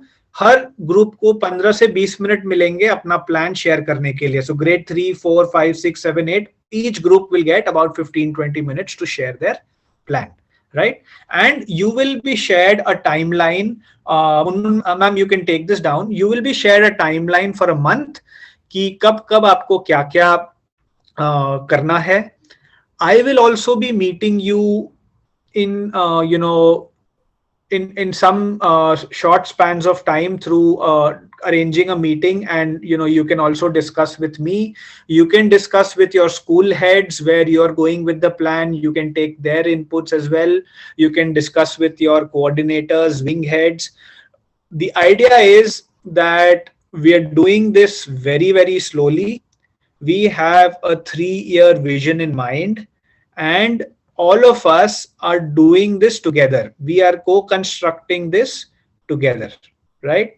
So I hope everybody is excited about it. I hope everybody is excited that we'll actually make a lot of learning meaningful and not just stick to textbooks. I think everybody wants that we get out of textbooks. Everybody wants we go beyond textbooks, but we never knew how to get out there, right? I think this is a mechanism, this is a framework which allow us to think and do that, what we've all aimed at doing. Any questions in the plan, any thoughts, any suggestions are most welcome. Munmun ma'am, you can take this down. You can stop presenting. Sir, one question. Yes. While constructing the plan, which group do we have to approach? Our departments or the groups that was shown just now? Only these people. So this team that is there today is the UBD team. Okay. Only you people are planning, right? So say Bharti ma'am, you and there are 2 more people, one from Nasik and one from Nagpur is responsible for the English unit. Okay. You 3 will meet, create the plan. You have 1 month's timeline. The timeline will be shared with you. Once that is done, then we will pass it on to other teachers who have to execute it. And that process also is detailed and will be shared with you as time comes. Okay, sir. The process of after you've planned, from planning to execution and that will be shared when time comes, just in time. Okay, is that okay? Yes, sir. Any questions? Yes, Munmun ma'am. Sir, should I just add on the email IDs and phone numbers of all the teachers in the team and share this sheet in the view mode for all of them so that they can connect with each other? Yes, yes. And you can also add teachers in the UBD WhatsApp group so that if they have any questions, they can put it up to Indra on the WhatsApp group. Sure. And at any point of time, Indra, I'm taking this liberty, at any point of time, if you have any questions, write an email to her. You can share her plans, take feedback from her as well. Right. ठीक है. I'm sure we will have a lot of questions, and questions are good. Please ask as many questions as possible. You can write an email to me. You can write an email to Indra. You can speak to your heads, and all of those is good. अगर questions नहीं आते हैं, that means कहीं ना कहीं हम कुछ गड़बड़ कर रहे हैं, right? So it is really, really important that we have questions and we struggle. Struggle is good. Yes, Bharti ma'am. So this UBD plan, will it be divided into the number of periods that we are going to take or just one complete plan? So अभी हम क्या कर, great question Bharti ma'am. हम करेंगे क्या, UBD से जो हम का template जो भरेंगे, ठीक है, because UBD is only a way of thinking, ठीक है, उसको हम पहले template भरेंगे, फिर जो नीचे की जो learning activity stage 3 की आएगी, ठीक है, that will act as a feeder for our lesson plan. Clear? ठीक है, great. ठीक है, all right. So I hope this interaction with Indra is leaving you with a lot of wonderings and a lot of questions, and it's leaving me definitely with a lot of high expectations of where I think we as a group are headed, and what are the transfers and the learnings and the enduring understandings that we can build with our students, right? So thank you for joining in. Request Munmun ma'am and Indra to stay back for a 5-minute quick discussion, and thank you everybody. Thank you, everyone. Thank you. Be a quick 5-minute discussion. I have another Thank you, call. ma'am. Thanks, sir. Thanks, ma'am. Thank you, everyone. Thanks, ma'am. Thank you, sir. Thank you, ma'am. Thank you, Indira. Bye, bye, bye. Take care. Indra ma'am, I have a question for this thing, for the thematic thing. What I have understood with the entire discussion today is that the first part of the sample that we have seen, that will remain the same for the entire theme. It will be a short one, but the second and the third part will have individual learning objectives. Am I thinking right? Okay, what I'll do is, ma'am, first let me find let me see if I can find a sample of a thematic UBD and send it so that there's greater clarity. The established goals will be pegged to the learning indicators and learning outcomes of NCERT, as well as the essential understandings and the enduring questions. Right. The knowledge components after that and the skills and so on, of course, will be based on the individual subjects, because you'll have to break it down into that. No, I'm talking of part B and C, where we have to design the assessment and we have to design the lesson plan. Okay, so let's talk about part B, which is what is your evidence? So that again can come from individual subjects as well as integrated, because in grade 1 and 2, you do have that fluidity, right? And in part 3, your learning activities, again, it can be a combination of two, and it will again get represented in greater detail in your lesson plan. Part 3 is what you will use as a base for your lesson plan. Yeah. All right. So, ma'am, on the basis of these samples that we've got today, we'll kind of rework on the templates, and we'll again, I mean, it's already shared with you. I'll message you then once it is done. Oh, all right. Thank you, ma'am. Bye. Jayashree also has a question. Yeah. Okay. You'll have to make it really quick. I have another call also, Jayashree. So. Can't hear you, Jayashree. आपकी आवाज नहीं आ रही है. You, Jayashree, write an email to Indra, no? Write an email to her. Or put it up in the group, WhatsApp group. आवाज नहीं आ रही है. आप write an email to her. Write an email to her. Yeah. ठीक है. So, Munmun ma'am, Indra ma'am. So, Indra, just clarifying कि what we are planning to do is we are giving 1 month's time, and we'll make the WhatsApp group. Does this sound okay to you? Yes, I think so. You had mentioned that you'd get the principals to check the plans, right? Because you want to. Yes, that's the idea. That's the idea. Yeah. So I think that's good. I'll also just let's see. There's a lot of requests for the thematic focus. Let me see if I can find some books in the library, particularly early years, because I think early years we have a lot more thematic. No, so we have, Munmun ma'am, there is a workbook shared of uska the soft copy is entirely shared with everybody. You can email it to all Roli ma'am and Pritika. I will do that. In fact, the workbook has a lot of templates in that. Everything is there. They may get some ideas from there. I'll email that to them. I will do that. Sounds good. Yeah, go ahead, Munmun. Ma'am, just one question. While we were in the discussion today, I could make out the 3 stages of the planning, the template that we were discussing. The first few plans, the first plan rather, which we are going to discuss on the 29th. can it be just single-handedly seen by you first and then we give it to somebody else? Because I'm not very sure of the three stages that are there. Well, are the teachers able to understand and put it in the right direction? Because sir and ma'am would be checking on the content part where the teachers are putting in the questions and the subject-wise content check. But are they planning the three stages correctly? Are they asking the right question, the transfer of knowledge, and those other parameters that have to be looked into? If these few, just these 6 plans can be first checked by you on 29th when we are discussing for 15-20 minutes with every group. Ma'am, the principals will get involved after the 1 month when the entire plan is ready. Right now on 29th, Indra is going to give feedback. Right. The heads will get involved once the plan is ready. Yes, that is what I was asking. Thank you. Yeah. Okay, Indra. So I think things are looking good.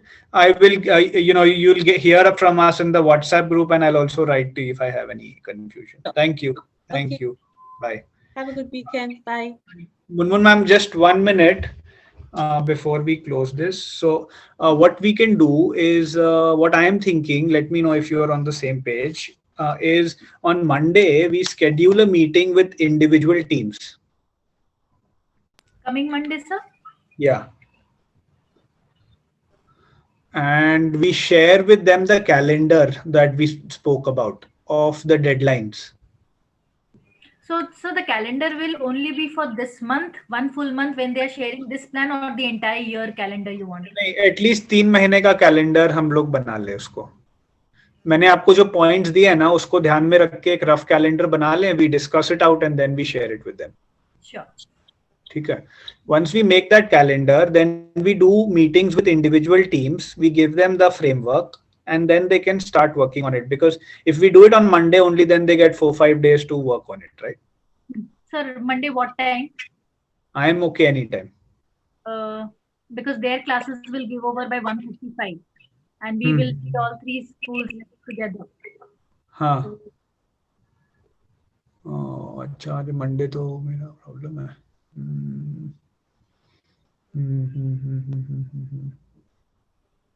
ठीक है, you figure it out. I'll find a मैं जहाँ भी रहूँगा वहाँ से करूँगा. You suggest a time. I'll join in. And so one more query: how will I get the phone numbers? Should I connect with the principals for the phone numbers of these teachers? नहीं. आप you connect with Ashwini ना. Ashwini will give everything to you. Okay. Yeah.